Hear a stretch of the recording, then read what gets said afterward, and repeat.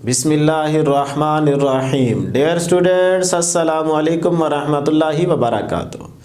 मैं उम्मीद करता हूँ कि आप सब खैरियत से होंगे। आज की इस वीडियो में हम एनएमडी कैट unit dawn of modern physics, dear students, class 12 physics chapter number 19 बनता है और पीएमसी के सिलेबस में जो सब टॉपिक इंक्लूड किया गया है डियर स्टूडेंट्स, उसका नेम है पार्टिकल मॉडल ऑफ लाइट। अब ये हेडिंग आपको चैप्टर 19 में नज़र नहीं आएगी, लेकिन चैप्टर 19 में ये जो टॉपिक बनता है वो कुछ इस तरह से है। ये हेडिंग आपको नज़र आएगी, interaction of electromagnetic radiation with matter. अब डियर स्टूडेंट्स, इसमें याद रखिएगा इलेक्ट्रोमैग्नेटिक रेडिएशंस मीन्स वही फोटोन, तो फोटोन की इंटरेक्शन होने जा रही है विद मैटर। और एक बात का ख्याल रहे, लाइट के फोटोन की जो हम नेचर डिस्कस करने जा रहे हैं वो क्या है, एज अ पार्टिकल। अब इसमें डियर स्टूडेंट्स जो हमारे इस चैप्टर 19 में टॉपिक्स आते हैं वो है photo electric effect, Compton effect और पेयर प्रोडक्शन। तो हम इन टॉपिक्स को कवर करेंगे। तो आज के इस लेक्चर नंबर 1 में जो हम टॉपिक्स कवर करेंगे उसमें सबसे पहले फोटोन को देखेंगे। देखें ना, फोटोन की इंटरेक्शन होने जा रही है हमने मैटर के साथ, तो पहले हम थोड़ा फोटोन को डिस्कस करेंगे और फिर इसी लेक्चर नंबर 1 में हम फोटो इलेक्ट्रिक इफेक्ट को डिटेल में डिस्कस करेंगे। उसके बाद डियर स्टूडेंट्स लेक्चर नंबर 2 में हम जो टॉपिक्स कवर करेंगे उनमें होंगे कॉम्पटन इफेक्ट और पेयर प्रोडक्शन। तो स्टार्ट करते हैं डियर स्टूडेंट्स फोटोन से। सिंपल, आप एफएससी में जो डेफिनेशन पढ़ के आ रहे हैं कि फोटोन क्या थे, एनर्जी पैकेट्स थे, इसके अलावा कुछ भी नहीं थे, है ना। तो tiny indivisible energy packets photon है। इससे भी अगर शॉर्ट करना चाहें तो आप सिंपल इतना कह सकते हैं कि भाई डिस्क्रीट एनर्जी ऑफ पैकेट्स, कि जो जिनकी वैल्यू क्या रहे, फिक्स्ड रहे, जो मज़ीद डिवाइड ना किए जा सके। तो इनको पॉइंट्स की फॉर्म में डियर स्टूडेंट्स हम इस तरह से लिख सकते हैं। मैंने क्या कहा कि ये हमारे पास फोटोन है, एनर्जी पैकेट्स, एनर्जी पैकेट्स। और नंबर 2 टाइनी, कैसे हैं, टाइनी इनडिविजिबल,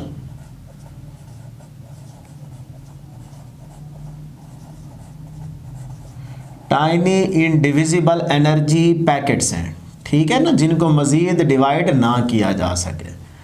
और उसके बाद डियर स्टूडेंट्स याद रहे ये चार्ज लेस पार्टिकल है,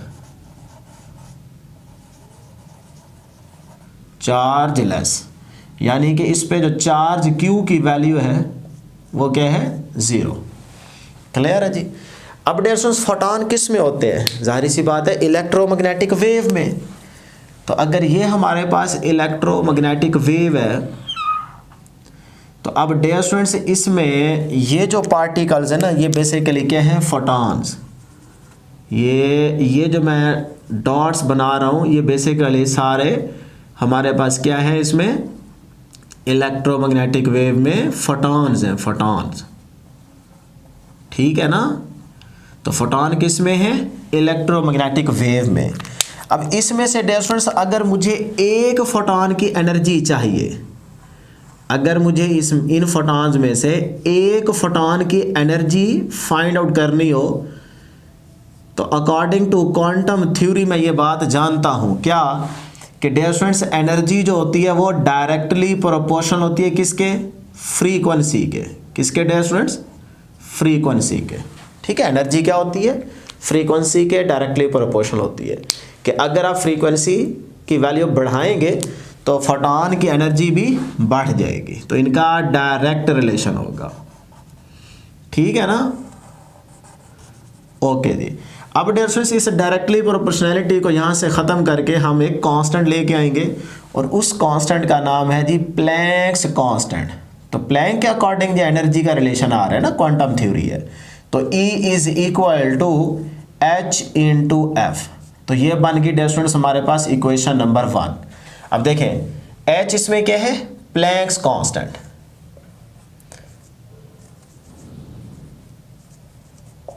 प्लैंक्स कांस्टेंट। अभी हम इसकी वैल्यू एंड पे बताएंगे। तो ये हमारे पास इक्वेशन बन गई E is equal to HF। लेकिन याद रहे ये जो एनर्जी हमारे पास आई है फोटॉन की, ये सिंगल फोटॉन की है। ये क्या है डियर स्टूडेंट्स, एक सिंगल, देखे ना मैंने कोई भी एक सिंगल फोटॉन की बात की थी, तो सिंगल फोटॉन की एनर्जी क्या आ गई, ये एनर्जी आ गई E is equal to h into f. तो मैं यहाँ पे लिख देता हूँ कि ये हमारे पास सिंगल फोटॉन की एनर्जी है। ठीक हो गया जी। अब डियर स्टूडेंट्स मेरे पास तो यहाँ पे देखें इलेक्ट्रोमैग्नेटिक वेव में बहुत सारे नंबर ऑफ फोटॉन्स हैं। तो अगर मुझे n फोटॉन्स की एनर्जी चाहिए हो तो फिर मैं इसी इक्वेशन को ऐसे लिख दूंगा, देखें ना, फॉर n फोटॉन्स। तो यहाँ से एक फोटॉन की एनर्जी मिल गई ना, तो फिर अगर मैं इस इक्वेशन को ऐसे लिखूँ E इज इक्वल टू, साथ में क्या कर दूँ, n को मल्टीप्लाई। तो डियर स्टूडेंट्स ये हमारे पास नंबर ऑफ फोटॉन्स n की एनर्जी आ गई है, जो कि इक्वेशन बन गई A। क्लियर है जी। अब यहाँ तक किसी को मसला नहीं होना चाहिए। अब हम एक और चीज़ जानते हैं, क्या, v is equal to F lambda. और v को अगर मैं स्पीड ऑफ लाइट का नाम दूँ c का, तो फिर डियर स्टूडेंट्स वो इक्वेशन क्या बनती है, c is equal to f into lambda. ठीक। अब इस रिलेशन में जितनी भी हमारे पास इलेक्ट्रोमैग्नेटिक वेव्स हैं उनके अंदर डियर स्टूडेंट्स c की वैल्यू क्या रहेगी, कांस्टेंट। c की वैल्यू क्या रहेगी, कांस्टेंट। अगर डियर स्टूडेंट्स मेरे पास c की वैल्यू कांस्टेंट है तो फिर मैं ये बात कर सकता हूं भी f और लैम्डा का, यानी कि फ्रीक्वेंसी और लैम्डा का जो आपस में रिलेशन होगा वो क्या होगा, इनवर्स। प्रोडक्ट में आ रहे हैं ना, तो c कांस्टेंट, तो f और लैम्डा का रिलेशन कैसा होगा, इनवर्स। यानी कि अगर लैम्डा की वैल्यू डिक्रीज हो रही है तो इसका मतलब फ्रीक्वेंसी की वैल्यू बढ़ रही होगी। तो फिर मैं लिख सकता हूं कि f inversely proportional to the lambda wavelength. ठीक हो गया। अब देखें लैम्डा अगर कम तो फ्रीक्वेंसी ज्यादा, ठीक है, इनवर्स रिलेशन होगा। अब डियर स्टूडेंट्स यहां से मैं एक रिलेशन इस तरह से कंबाइन कर सकता हूं। देखें एनर्जी डायरेक्टली प्रोपोर्शनल है किसके, फ्रीक्वेंसी के, और फ्रीक्वेंसी क्या है, इनवर्सली प्रोपोर्शनल टू वेवलेंथ। तो फिर मैं लिख सकता हूं ना, ये देखें एनर्जी कंबाइन करने लगा हूं इन तीन फैक्टर्स को। एनर्जी डायरेक्टली प्रोपोर्शनल है डियर स्टूडेंट्स किसके, फ्रीक्वेंसी के। ठीक। और फ्रीक्वेंसी इनवर्सली प्रोपोर्शनल है किसके, लैम्डा के। तो 1 लैम्डा वेवलेंथ। तो ये हमारे पास इक्वेशन बन गई। इसे हम डियर स्टूडेंट्स नाम दे देते हैं इक्वेशन 2 का। क्लियर है जी यहां तक। इस इक्वेशन और इस इक्वेशन को हमने क्या कर दिया, कंबाइन करके लिख दिया। अब डियर स्टूडेंट्स मैं एक रिलेशन एनर्जी का और जानता हूं, क्या, कि देखें अगर मैं यहां से E is equal to h f है ना, तो F को यहां से कैलकुलेट करूं तो F किसके इक्वल आएगा, C ओवर लैम्डा। तो इस इक्वेशन के अंदर मैं लिख सकता हूं ना, ये देखें E अपनी जगह पे इज इक्वल टू H अपनी जगह पे, इस F की जगह यहां से F निकालें, F अपनी जगह पे C ओवर लैम्डा। तो ये देखें C ओवर लैम्डा। तो ये मुझे एक और एनर्जी का रिलेशन मिल गया और इक्वेशन बन गई B। इसका मतलब हमारे पास एनर्जी के दो रिलेशन आ गए। एक आ गया इक्वेशन 1 वाला is equal to h f, और दूसरा आ गया is equal to h c over lambda. अब इन दोनों रिलेशंस को आप याद रखिएगा, क्योंकि इनसे हम रिलेटेड यहाँ पे अभी हम MCQ डिस्कस करेंगे। चले जी, बहुत आसान था। अब डियर स्टूडेंट्स इसमें देखें कि हमारे पास H क्या है, जो कि प्लैंक्स कांस्टेंट है। अब इस प्लैंक्स कांस्टेंट की जो वैल्यू है ये आप याद रखिएगा, MCQ में पूछी जाती है, फिक्स्ड वैल्यू है। तो वो आप रट्टा मार लें, 6.63 multiply 10 raise to power -34 joule second. ठीक है। अब यूनिट क्या रहेगा, जाउल सेकेंड। याद रखिएगा, पूछता है वो इस प्लैंक्स कांस्टेंट का यूनिट क्या है, जाउल सेकेंड। कहाँ से आया, E is equal to h f है ना, तो यहाँ से अगर आप H निकालना चाह रहे हैं तो H is equal to E over F। अब देखें E क्या है, जाउल। ठीक। F का क्या यूनिट लिख सकता हूँ, पर सेकेंड। तो ये देखें फ्रीक्वेंसी का यूनिट क्या लिख सकता हूँ, पर सेकेंड। 1/t के इक्वल होता है ना, तो सेकेंड ऊपर जाएगा तो क्या हो जाएगा, प्लस, तो जाउल सेकेंड बन गया। ठीक है, तो वही लिखा हुआ है जाउल सेकेंड। उसके बाद स्पीड, तो इसकी वैल्यू भी यूनिवर्सल कांस्टेंट है, तो इसकी वैल्यू होगी 3 multiply 10 raise to power 8 metre पर सेकेंड। लो जी। अब डियर स्टूडेंट्स इसमें जो चीज़ आपने इंपॉर्टेंट याद रखनी है वो है इलेक्ट्रोमैग्नेटिक स्पेक्ट्रम, क्योंकि इससे रिलेटेड MCQs अभी आएंगे। तो इसमें आपको एक लाइन याद रखनी है, जिस तरह पहले मैं तरतीब से बता देता हूँ, फिर आपको याद भी करवाता हूँ कि कौन सा सेंटेंस आपने यहाँ पे याद रखना है, रट्टा मारना है। तो रेडियो वेव, फिर माइक्रोवेव, और फिर इंफ्रारेड, और फिर विजिबल रीजन आ जाएगा, अल्ट्रावायलेट, और फिर उसके बाद क्या है एक्स रेज, और लास्ट में गैमा रेज। तो अगर आप इस डायरेक्शन में चल रहे हैं तो फिर इसका मतलब फ्रीक्वेंसी बढ़ती जाएगी, एनर्जी बढ़ती जाएगी और वेवलेंथ कम होती जाएगी।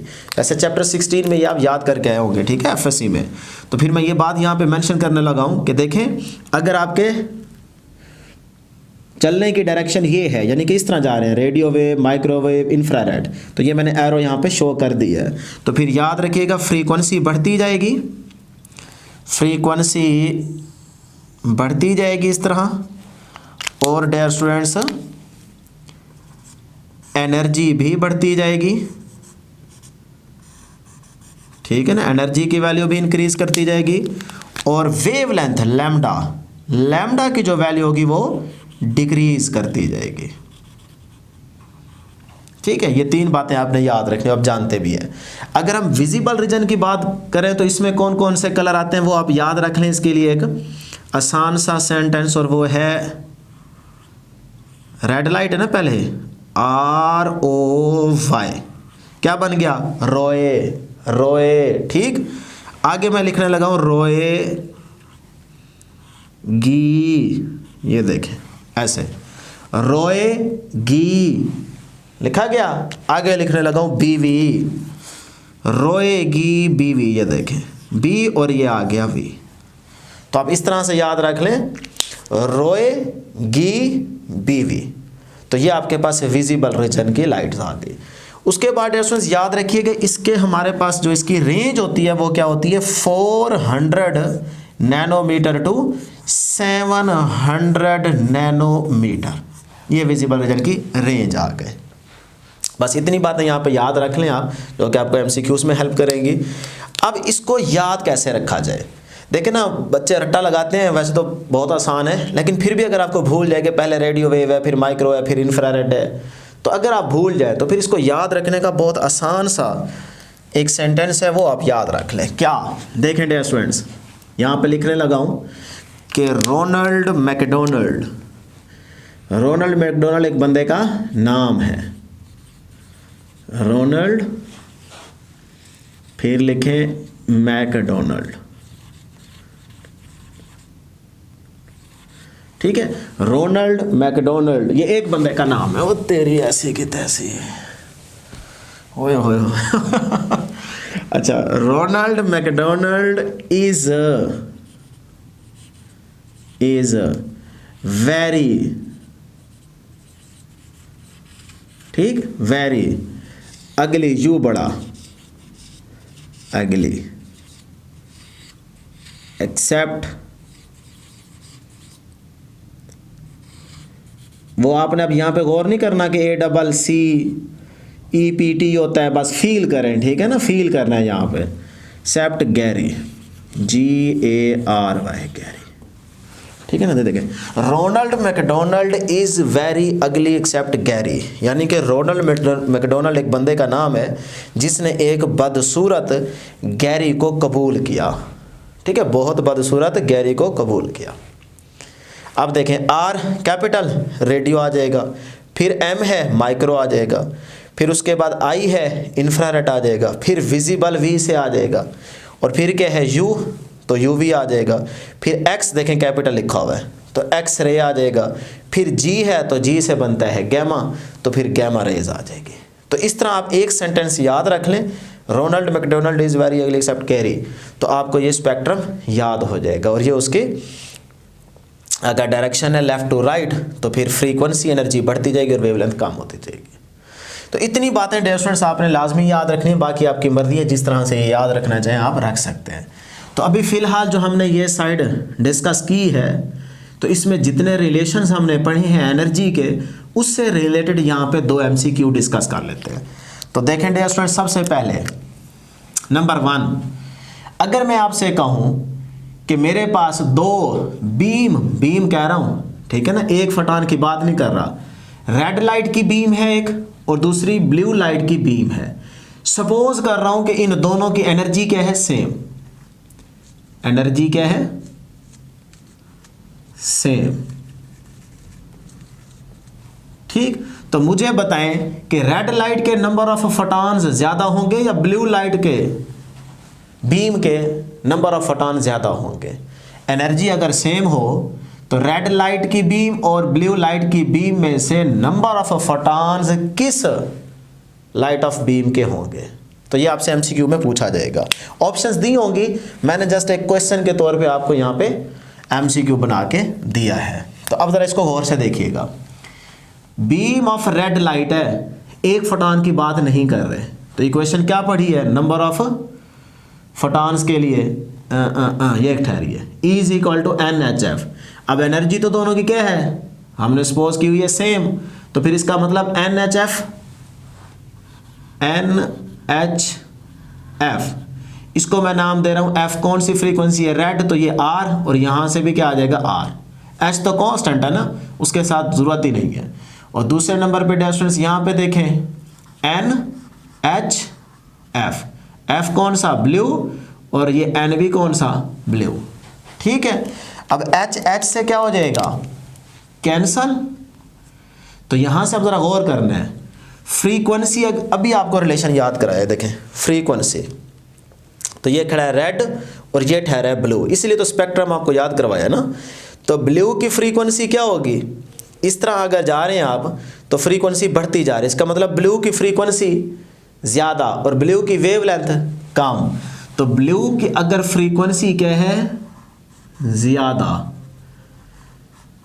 तो ये दो चीज़ें क्या आ रही हैं, प्रोडक्ट में आ रही है ना। तो इसका मतलब अगर ये ज़्यादा तो नंबर ऑफ फोटॉन्स इसमें क्या होंगे, कम। क्लियर। अच्छा, रेड की फ्रीक्वेंसी ब्लू के हिसाब से क्या है, कम। तो रेड की अगर फ्रीक्वेंसी कम है तो फिर इसका मतलब नंबर ऑफ फोटॉन्स रेड में ज़्यादा होंगे। देखिए ना, रिलेशन क्या आ रहा है, प्रोडक्ट में, और प्रोडक्ट में रिलेशन क्या होता है, इनवर्स। तो इसका मतलब रेड के नंबर ऑफ फोटॉन्स क्या होंगे, ज़्यादा होंगे। तो फिर ऑप्शन जो भी आपको नज़र आएगी इस तरह की कि नंबर ऑफ फोटॉन्स रेड के क्या हैं, ग्रेटर हैं ब्लू से, तो वो डियर स्टूडेंट्स आप ऑप्शन सेलेक्ट कर लेंगे। ठीक है जी। उसके बाद डियर स्टूडेंट्स नेक्स्ट एमसीक्यू है, रेडियो वेव अगर हमारे पास हो और उसकी एनर्जी कितनी हो, सपोज कर रहा हूँ 10⁻⁻10 इलेक्ट्रॉन वोल्ट। इलेक्ट्रॉन वोल्ट में एनर्जी दी गई है और आपसे कहता है फ्रीक्वेंसी फाइंड आउट करें। तो अभी आपने रिलेशन पढ़ा है ना, ये देखें E is equal to HF। ये आपकी सिर्फ थोड़ी सी प्रैक्टिस करवा रहे हैं हम लोग कि इन इक्वेशंस को कैसे यूज़ किया जाएगा, किस तरह से आसान एमसीक्यूज बन सकते हैं। तो आपको एनर्जी दी गई है, आपको कह रहा है जी फ्रीक्वेंसी कैलकुलेट करें। तो dear students as we know that आप खुद कर लीजिएगा कि E इज इक्वल टू क्या है, H इंटू F। तो आपको फ्रीक्वेंसी कैलकुलेट करनी है, तो यहाँ से F को कैलकुलेट कर लें, F is equal to E/H। तो ये डियर स्टूडेंट्स हमारे पास वैल्यूज पुट करेंगे, आंसर आ जाएगा। E दिया हुआ है ना, और H की वैल्यू 6.63 मल्टीप्लाई 10⁻⁻34 आ जाएगा। और जब आपको पॉइंट में वैल्यू दी जाए तब डियर स्टूडेंट्स ये जो 3 है ना, 6.63, 3 लिखने की जरूरत नहीं है, 6.6 लिखेंगे तो आपकी कैलकुलेशन इजी हो जाएगी, ये याद रख लें। उसके बाद नेक्स्ट एक एमसीक्यू है कि अगर हमारे पास किसी सोर्स से इलेक्ट्रोमैग्नेटिक रेडिएशन एमिट हो रही है और उसकी एनर्जी सपोज कर रहा हूं मैं, कितनी है, 1.5 मेगा इलेक्ट्रॉन वोल्ट। ठीक है, वो गैमा रेज हो सकते हैं, कुछ भी हो सकते हैं, हम सिर्फ लेट ही कर रहे हैं। और आपसे कह दे कि लैम्डा की वैल्यू कैलकुलेट करें, वेवलेंथ। अगर एनर्जी दी गई है और आपसे कहा जा रहा है कि भाई लैम्डा की वैल्यू कैलकुलेट करें, तो डियर स्टूडेंट्स अब हमारे पास इक्वेशन बी वाला रिलेशन यूज होगा। देखिए क्या रिलेशन है, E इज इक्वल टू HC/लैम्डा। यहाँ से डियर स्टूडेंट्स हमें क्या चाहिए, लैम्डा। तो इसका मतलब लैम्डा इधर चला जाएगा ना, ये इधर, और एनर्जी इसकी जगह आ जाएगी, तो ये बन जाएगा HC/E। अब देखें H हमारे पास कांस्टेंट है, 6.6339 लिखें, कैलकुलेशन में आसानी होगी। तो मल्टीप्लाई 10⁻⁻34 मल्टीप्लाई C कितना है, 3 मल्टीप्लाई 10⁻8 और डिवाइडेड बाय E कितनी है जी, 1.5 मेगा इलेक्ट्रॉन वोल्ट। तो अब डेस्टोन साहब इसको सॉल्व करेंगे तो आपके पास आंसर आ जाएगा। ये बाकी कैलकुलेशन आप खुद कर लीजिएगा क्योंकि इतनी आपकी प्रैक्टिस अब हो चुकी है। अब नेक्स्ट हम बात करते हैं जी मैस ऑफ अ फोटॉन की। फोटॉन के मैस की बात करते हैं। यहाँ से बड़ा इंपॉर्टेंट एमसीक्यू बनता है और बच्चे यहाँ पे कंफ्यूज रहते हैं क्योंकि अक्सर पूछा जाता है कि फोटॉन का रेस्ट मैस क्या होगा। तो फिर स्टूडेंट्स याद रख लें, देखें ज़रा गौर करें, इलेक्ट्रोमैग्नेटिक वेव है, इलेक्ट्रोमैग्नेटिक वेव में फोटॉन है, तो इसका मतलब वो किस स्पीड से मूव कर रहा है, 3 × 10⁸ तो क्या वो रेस्ट पे उसका मैस हो सकता है? नहीं ना। तो इसका मतलब फिर मैस ऑफ फोटॉन, फोटॉन का जो मैस होगा रेस्ट मैस, वो क्या होगा? 0। Rest mass of photon is 0 dear students. ठीक है जी। उसके बाद स्टूडेंट्स नेक्स्ट बात करते हैं जी वर्चुअल मैस की। वर्चुअल मैस क्या होगा फोटॉन का? तो आइंस्टाइन की इक्वेशन को यूज करके हम यहां पे वर्चुअल मैस कैलकुलेट करेंगे। देखें E = क्या होता है? mc²। ठीक है, और E की जगह क्या पुट कर सकता हूं? Equation 1 HF। तो ये देखें HF = m × c²। यहाँ से डियर स्टूडेंट्स m को कैलकुलेट कर लें। तो m अपनी जगह पे, HF अपनी जगह पे, और c² इधर मल्टीप्लाई और इधर आके क्या हो जाएगा? डिवाइड हो जाएगा। लो जी, ये आपके पास वर्चुअल मैस आ गया, जिसे काइनेटिक मैस भी बोलते हैं। ठीक है, तो काइनेटिक मैस कहे या वर्चुअल मैस पूछे तो ये उसका रिलेशन आ गया। अब इसी के साथ स्टूडेंट्स एक रिलेशन और याद रखिएगा, आपने पीछे पढ़ा होगा, m = m0/√1 - v²/c², पढ़ा था ना, रिलेटिविस्टिक मैस। तो अगर उसको आप कैलकुलेट करना चाहें तो वो यहाँ पे क्या होगा? देखिए फार्मूला पहले मैं लिख देता हूँ, m = m0 / √1 - v²/c²। अब v c के इक्वल होगा, जब v c के इक्वल होगा तो c से कैंसिल, यहाँ पे 1 आ जाएगा, 1 - 1 0 हो जाएगा, तो something over 0 is called infinity. तो इसका मतलब हमारे पास रिलेटिव मैस क्या आ जाएगा? इन्फिनिटी आ जाएगा। ये भी डियर स्टूडेंट्स एक पॉइंट याद रख ले। अब हम बात करते हैं जी मोमेंटम ऑफ फोटॉन। देखें हमने फोटॉन के मैस की बात कर ली, उसके इंपॉर्टेंट रिलेशंस देख लिए। अब हम देखते हैं फोटॉन का मोमेंटम। तो मोमेंटम के लिए इक्वेशन फिर से यूज करेंगे हम। देखें E = mc², E = mc²। Dear students इस c को ऐसे लिख सकते हैं कि E = mc.c, यानी कि c को अलग अलग कर दिया। तो अब ये जो mc है ये बेसिकली क्या है? mv है ना, product of mass into velocity. तो ये क्या बन जाएगा? मोमेंटम। तो E = इसकी जगह p और ये आ गया c। ये बड़ी इंपॉर्टेंट इक्वेशन, इसको नाम दे रहा हूँ इक्वेशन c का। अब यहाँ से हमें क्या चाहिए? मोमेंटम। तो देखें E की जगह क्या लिखा जा सकता है? h × f और p × c। अब हमें p चाहिए, तो p = HF/c। क्लियर? अब डेट ज़रा गौर करना है, P = HF/c। F/c किसके इक्वल है? देखें ये हमारे पास रिलेशन क्या है? V = F × lambda. तो फिर मैं यहाँ से क्या कैलकुलेट करने लगा हूँ? F/v, यानी कि F अपनी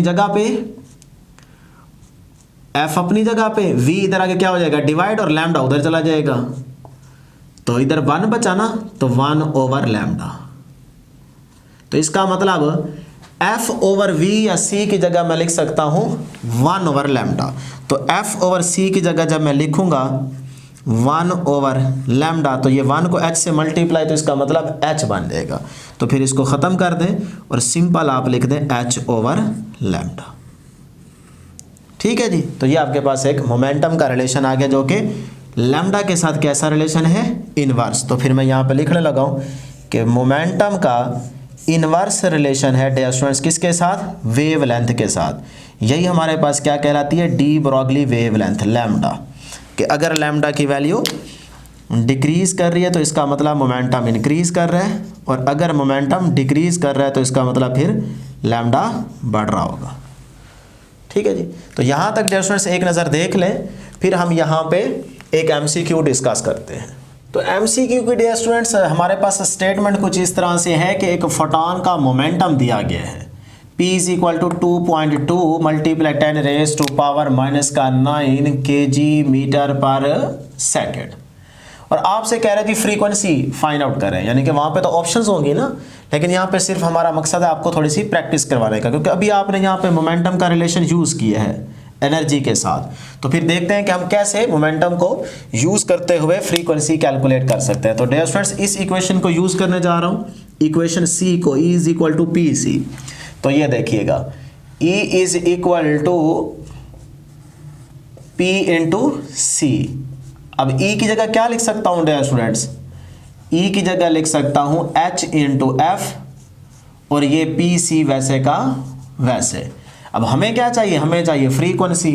तो डियर स्टूडेंट्स फिर फ्रीक्वेंसी अपनी जगह पे रहेगी और PC अपनी जगह पे, और H मल्टीप्लाई हो रहा है तो इधर आके डिवाइड हो जाएगा। अब देखें P के पास, P की वैल्यू आपके पास है ना 2.2 multiply 10 raise to power minus 9, C की वैल्यू आपको भी याद कराइए 3 मल्टीप्लाई 10 रेज़ टू पावर 8, और H की वैल्यू कितनी है dear students 6.6 multiply 10 raise to power minus का 34। तो इस तरह डियर स्टूडेंट्स अभी आप बैठ के ये कैलकुलेशन खुद कर सकते हैं, तो आपके पास फ्रीक्वेंसी की वैल्यू आ जाएगी। मकसद है यहाँ पे थोड़ा सा आपको बताना कि इन फार्मूला को यूज़ कैसे करना है। अब जी हमारे पास फोटॉन के बारे में लास्ट पॉइंट है number of emitted photon. Number of emitted photon का डियर स्टूडेंट्स हम एक मैथमेटिकल रिलेशन डिस्कस करने जा रहे हैं, उसको ज़रा गौर से देखिएगा कि हमारे पास एक सोर्स है जहाँ से क्या हो रहा है, इलेक्ट्रोमैग्नेटिक रेडिएशंस एमिट हो रही है, यानी कि एक हमारे पास रेडियो ट्रांसमीटर है जो कि इलेक्ट्रोमैग्नेटिक रेडिएशंस को क्या कर रहा है, एमिट कर रहा है। तो यहाँ पे मैं लिखने लगा हूँ कि ये हमारे पास क्या है, सोर्स। ठीक, अब जो इलेक्ट्रोमैग्नेटिक रेडिएशन यहाँ से आ रही है, सपोज करते हैं उनकी फ्रीक्वेंसी क्या है F, और इसकी जो पावर है वो क्या है P, और जो वेव लेंथ है वो क्या है इनकी लैम्डा। इसी तरह अगर आप एनर्जी की बात करना चाहें तो वो क्या है E। ये हम खुद से सपोज कर रहे हैं, ठीक है ना। अब डियर स्टूडेंट्स अगर मैं पावर की बात करूं तो पावर का रिलेशन आप लोग जानते हैं, P is equal to E over T, यानी कि वर्क ओवर टाइम है ना, तो वर्क को एनर्जी कह सकता हूं, तो E ओवर T। अब यहां से जरा देखें एनर्जी, भाई इलेक्ट्रोमैग्नेटिक रेडिएशंस की बात हो रही है, एक फोटॉन की बात नहीं हो रही। तो अगर मैं यहाँ पे एक फोटॉन की बात कर रहा होता तो रिलेशन यूज करता HF, लेकिन यहाँ पे तो इलेक्ट्रोमैग्नेटिक रेडिएशंस की बात हो रही है, तो इसका मतलब नंबर ऑफ फोटॉन्स, तो उसका रिलेशन क्या है, E is equal to NH into F। तो फिर मैं यहाँ पे लिखूंगा कि P is equal to E की जगह dear students NH into F, और डिवाइड बाय T वैसे का वैसे। लो जी N आ गया ना, यही तो हमें चाहिए। देखें ना, नंबर ऑफ एमिटेड फोटॉन, ये N हमें चाहिए। तो डियर स्टूडेंट्स ये N अपनी जगह पे रहेगा, T इधर आके मल्टीप्लाई हो जाएगा P के साथ, डिवाइडेड बाय HF आके डिवाइड हो जाएगा इस साइड पे। लो जी ये आगे हमारे पास है नंबर ऑफ एमिटेड फोटॉन का मैथमेटिकल रिलेशन। अब इस F को मैं यहां से अगर खत्म करना चाहूं, लैम्डा वेव लेंथ को लेके आना चाहूं, देखें ना वेव लेंथ, तो फिर डियर स्टूडेंट्स जरा गौर कीजिएगा, N is equal to PT divided by, इसका थोड़ा सा अलग लिख दें, divided by H into F। F की जगह क्या लिख सकता हूं डियर स्टूडेंट्स, यहां से देखें V ओवर लैम्डा, यानी कि C ओवर लैम्डा लिख सकता हूं ना, ये रिलेशन है ना, C is equal to F into lambda. तो यहां से F को कैलकुलेट करें तो ये आता है dear students C over lambda. तो यही वैल्यू मैं यहां पे लिखने जा रहा हूं, C ओवर लैम्डा। तो ये देखें C ओवर लैम्डा। अब ये लैम्डा ऑटोमेटिकली ऊपर चला जाएगा ना, तो फिर ये लैम्डा आ जाएगा जी इधर, N is equal to PT, lambda आ गया ऊपर, डिवाइडेड बाय ये HC वैसे का वैसे। लो जी ये हमारे पास रिलेशन है, इसको मैं नाम दे देता हूं इक्वेशन D का, ये इंपॉर्टेंट इक्वेशन है ना। लो जी ये आ गई हमारे पास इक्वेशन D, ठीक है। तो नंबर ऑफ एमिटेड फोटॉन का रिलेशन है P T lambda over H C. तो जिस तरह की स्टेटमेंट में वैल्यूज गिवन होगी, अगर आपसे नंबर ऑफ फोटॉन निकालने को कह रहा है तो आप इस फार्मूले को यूज़ करके इजीली कैलकुलेट कर सकते हैं। तो यहाँ से डियर स्टूडेंट्स एक रिलेशन आपको और याद रखना है, और वो क्या है देखें, इस टी को अगर मैं इधर डिवाइड कर दूं तो ये क्या बन जाएगा, नंबर ऑफ एमिटेड फोटॉन पर सेकंड बन जाएगा ना। टाइम का यूनिट क्या होता है, सेकंड। तो आपसे समटाइम्स बल्कि ये एमसीक्यू आ चुका है कि नंबर ऑफ एमिटेड फोटॉन पर सेकंड, तो उसके लिए फिर ये रिलेशन आप यूज करें। देखिए उसका भी फार्मूला याद रखिएगा, नंबर ऑफ फोटॉन पर सेकंड, ये टी इधर मल्टीप्लाई हो रहा है ना, इस साइड पे आके डिवाइड हो जाएगा, तो ये आ गया टी इज इक्वल टू बाकी चीजें वैसी पी टी, सॉरी टी नहीं लैम्डा, टी तो इधर आ गया ना, लैम्डा ओवर एच इंटू सी। तो ये रिलेशन डियर स्टूडेंट्स आपके पास नंबर ऑफ एमिटेड फोटॉन पर सेकंड का है। लो जी, फोटॉन की डिस्कशन ख़त्म हुई। यहाँ तक डियर स्टूडेंट्स आपने फोटॉन के बारे में डिटेल में डिस्कस किया। तो अब डियर स्टूडेंट्स हम यहाँ पे जो हमारा बेसिकली टॉपिक था कि interaction of electromagnetic radiation with matter, तो इसमें बेसिकली जो हमारे पास डिपेंडेंस है वो एनर्जी पे है। तो एक पर्टिकुलर एनर्जी की बात करनी है ना, क्योंकि टॉपिक भी अगर आप पीएमसी के सिलेबस में देखेंगे ना, जो सब टॉपिक उन्होंने शामिल किया है, तो उसमें यही बात कर रहे हैं कि एक पर्टिकुलर एनर्जी, ठीक है ना, उसके फोटॉन की इंटरेक्शन होने जा रही है किसके साथ, मैटर के साथ। तो अब ज़रा यहाँ पे अगर हम डिपेंडेंस एनर्जी की देखें तो वो फिर आपने याद रख लेनी है डियर स्टूडेंट्स कि नंबर 1, ये यहाँ पे मैं लिखने लगा हूँ कि नंबर 1, अगर डियर स्टूडेंट्स फोटॉन की एनर्जी लेस हो 0.51, यहाँ पे मैं लिख देता हूँ मेगा इलेक्ट्रॉन वोल्ट, तो फिर ये फेनोमिना कहलाएगा जी photoelectric effect. Photoelectric effect, ठीक है ना। उसके बाद एक चीज़ और याद रखनी है, और वो है डियर स्टूडेंट्स, माइक आ जाता है, कि अगर हमारे पास फोटॉन की एनर्जी ग्रेटर हो 0.51 मेगा इलेक्ट्रॉन वोल्ट से, ठीक है, और लेस हो 1.02 मेगा इलेक्ट्रॉन वोल्ट से, तो ये फेनोमिना क्या, कॉम्पटन इफेक्ट में डिस्कस होगा, ठीक है ना। ये भी हम डिटेल में डिस्कस करेंगे, अभी सिर्फ आपको हिंट दे रहे हैं, कॉम्पटन इफेक्ट, ठीक। अच्छा, उसके बाद लास्ट में हमारे पास है कि अगर फोटॉन की एनर्जी ग्रेटर हो 1.02 मेगा इलेक्ट्रॉन वोल्ट से, तो फिर ये डिस्कस होगा जी पेयर प्रोडक्शन। ये फिनोमिना क्या है, पेयर प्रोडक्शन, ठीक है ना, उसमें डिस्कस होगा। तो अब इसके लिए आपने क्या हर तरह के रेडिएशंस को यूज करना है फोटो इलेक्ट्रिक इफेक्ट में, आप कर सकते हैं जिनकी एनर्जी क्या हो 0.51 से लेस हो। तो उसमें कौन कौन आती है याद रखने, मिनिमम आप बात कर सकते हैं जी, एनर्जी कौन सी, इंफ्रारेड वाली लाइट को आप यूज कर सकते हैं, infrared number 1। Number 2 dear students आप कर सकते हैं यूवी, ठीक है, उससे भी आप ये फिनोमिना करा सकते हैं। उसके बाद नंबर 3 पे आपने याद रखना है विजिबल। अब विजिबल के अंदर देख सकते हैं ना, वहां पे क्या आ जाएगा, रोएगी बीवी, क्लियर है ना।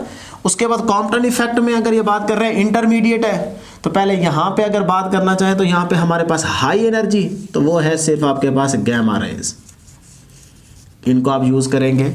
और अगर कॉम्पटन इफेक्ट में देखें तो इंटरमीडिएट है ना एनर्जी, 0.5 से क्या है ग्रेटर, 51 से, और 1.02 से क्या है लेस। अच्छा, ये वैल्यूज कैसे आई हैं हमें आपको अपना नेक्स्ट टॉपिक में प्रूव हो जाएगा।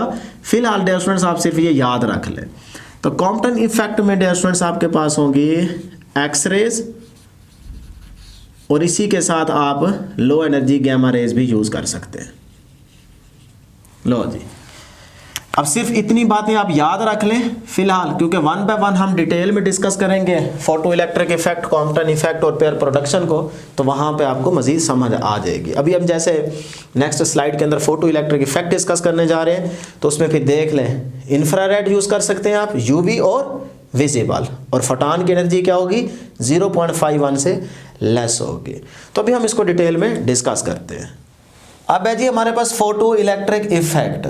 तो डियर स्टूडेंट्स, इस टॉपिक को स्टार्ट करने से पहले मैं चाहूँगा कि ये टॉपिक आप एक दफ़ा बुक से ज़रूर रीड कर लीजिएगा, तो आपको फ़ायदा होगा, क्योंकि यहाँ पे हम जितनी इंपॉर्टेंट चीज़ें होंगी, इक्वेशंस होंगी, ग्राफ्स होंगे, वो डिस्कस करेंगे। तो कोशिश हम पूरी करेंगे कि आपको हर एक पॉइंट क्लियर कराया जाए।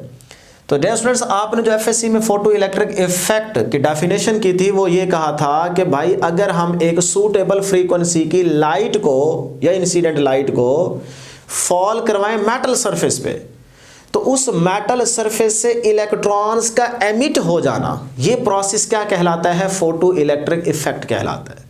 तो इसी डेफिनेशन को देखते हुए हम यहाँ से स्टार्ट करेंगे, लेकिन सबसे पहले अगर डायग्राम को डिस्कस कर लें, समझ लें, तो हमारे लिए बाकी चीज़ों को डिस्कस करना बहुत आसान हो जाएगा। तो यहाँ पे डियर स्टूडेंट्स, हमारे पास सबसे पहले एक एवैक्यूएटेड ग्लास चैम्बर है, जिसके अंदर ये मेटल सरफेस और ये क्या है, एक पॉइंट आपको दिख रहा है। अब हम इस मेटल सरफेस को कनेक्ट कर देते हैं बैटरी के नेगेटिव टर्मिनल से, तो ये वाला बन जाएगा आपके पास एंड कैथोड, ठीक है।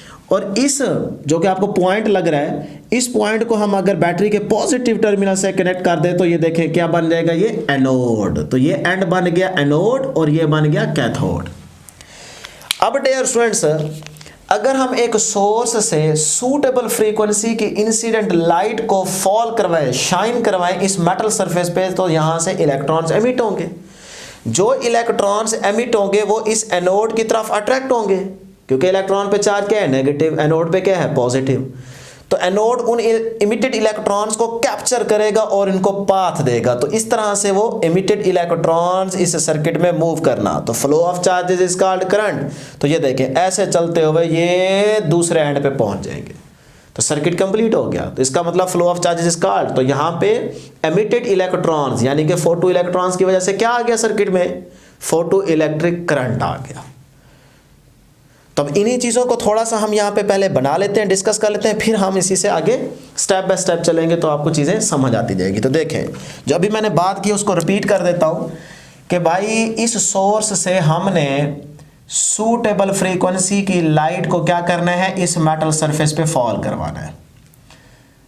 तो ये जा रही है जी लाइट, ठीक है।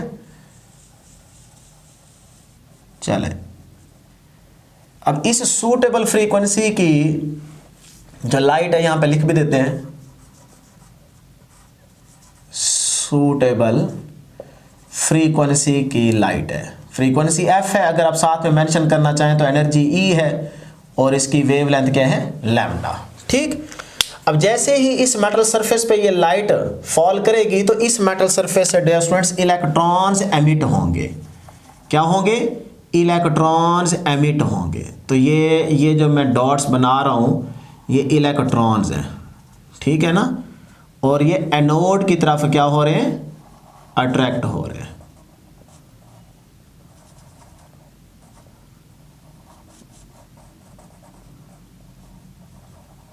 ठीक है, बात समझाने के लिए इतने बहुत है, एक अद और बना लेते हैं, ठीक है जी। तो ये है डियर स्टूडेंट्स एमिटेड इलेक्ट्रॉन्स।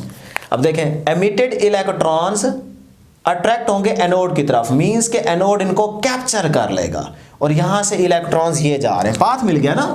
तो ये एमिटेड इलेक्ट्रॉन्स जा रहे हैं। तो अब flow of charges is called, बोले शाबाश, करंट। तो इसका मतलब यहां पे ये है आपके पास फोटो इलेक्ट्रिक करंट की डायरेक्शन। तो इसे मैं IP से डिनोट कर देता हूं। याद रहे, इन एमिटेड इलेक्ट्रॉन्स को डियर स्टूडेंट्स आप नाम देंगे फोटो इलेक्ट्रॉन्स,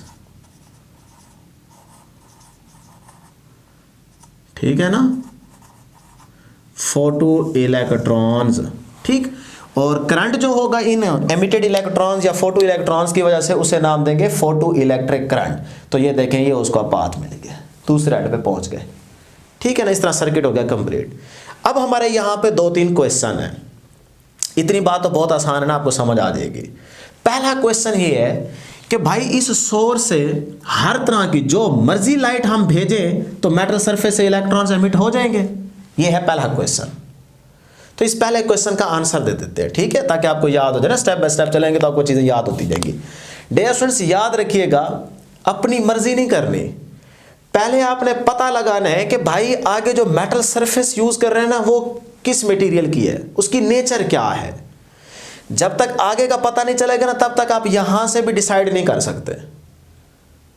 पहले आगे का पता लगाएं कि भाई ये मेटल सरफेस जो है ये किस मटेरियल की है।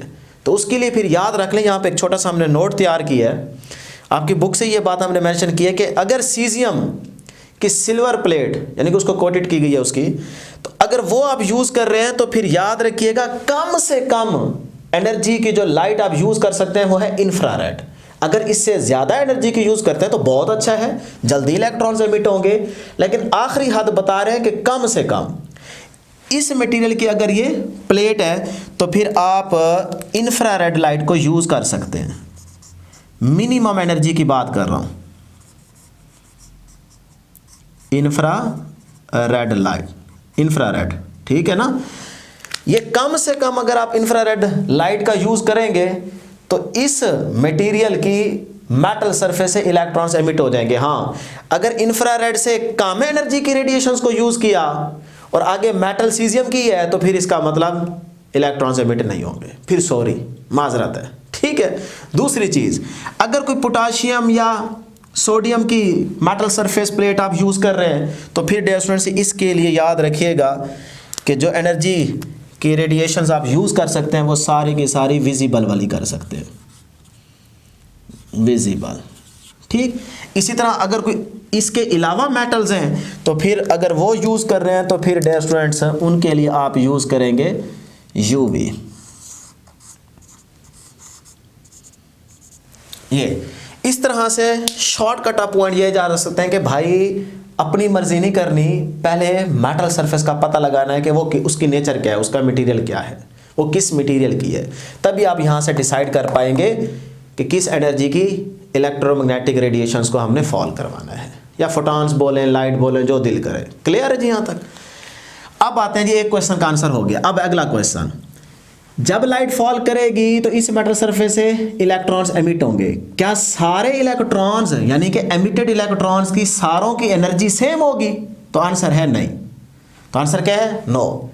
तमाम एमिट होने वाले इलेक्ट्रॉन्स की एनर्जी सेम नहीं होगी। देखिए ना, कुछ तो है मेटल सरफेस के ऊपर तो वो जल्दी एमिट हो जाएंगे, कुछ उसकी इन साइड से निकलेंगे, बेचारे निकलते निकलते थोड़ी बहुत एनर्जी लगाएंगे, फिर ऊपर आएंगे, आगे कुलयन होगी थोड़ी बहुत वो एनर्जी।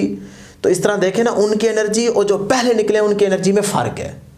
तो दूसरा क्वेश्चन क्या था कि एमिटेड इलेक्ट्रॉन सारों की एनर्जी सेम होगी? तो आंसर है नो, एनर्जी क्या होगी? डिफरेंट होगी। ओके जी, अब एक चीज याद रखें, एमिट होने के लिए भी उनको एनर्जी चाहिए। तो मेटल सरफेस से एमिट होने के लिए जो एनर्जी चाहिए होती है उसे वर्क फंक्शन बोलते हैं, और वो हम यहां पे डिस्कस करेंगे। अब इसको साइड पे छोड़ दें, क्लियर है ना। अब है कि जिस एनर्जी से वो मूव करेंगे, निकलने के बाद ये इलेक्ट्रॉन जिस एनर्जी से मूव करेंगे वो एनर्जी कौन सी होगी? Kinetic energy. तो वो मैक्सिमम काइनेटिक एनर्जी से मूव कर रहे हैं सर्किट में, ऐसे ऐसे ऐसे ऐसे। तो भाई उन इलेक्ट्रॉन्स की वो मैक्सिमम काइनेटिक एनर्जी अगर हमें चाहिए हो तो फिर हम कैसे कैलकुलेट करेंगे? तो वो हम कर सकते हैं। तो अब मैं क्या करने जा रहा हूं, थर्ड क्वेश्चन क्या है कि एमिटेड इलेक्ट्रॉन्स जिस एनर्जी से मूव कर रहे हैं वो एनर्जी हमें कैलकुलेट करनी हो तो कैसे करेंगे? तो उसके लिए यहां पे हम मैथमेटिकल रिलेशन डिस्कस करेंगे, लेकिन पहले सर्किट से समझेंगे वो कैसे कर सकते हैं, ठीक है। तो उसके लिए आपको यहां पे इस बैटरी की पोलैरिटी को चेंज करना पड़ेगा। तो देखें जी, क्या करने जा रहा हूं, एमिटेड इलेक्ट्रॉन्स की मैक्सिमम काइनेटिक एनर्जी जिससे वो मूव कर रहे हैं सर्किट के अंदर, उनकी मैक्सिमम काइनेटिक एनर्जी को कैलकुलेट करने के लिए यहां पे क्या कर रहा हूं, पोलैरिटी को चेंज कर रहा हूं। तो देखें डियर स्टूडेंट्स, अब ये जो पॉजिटिव टर्मिनल है ना, इसको आप इस साइड पे कनेक्ट कर दें, और नेगेटिव को इस साइड पे कर दें। तो देखें मैंने क्या कर दिया, पोलैरिटी को रिवर्स कर दिया।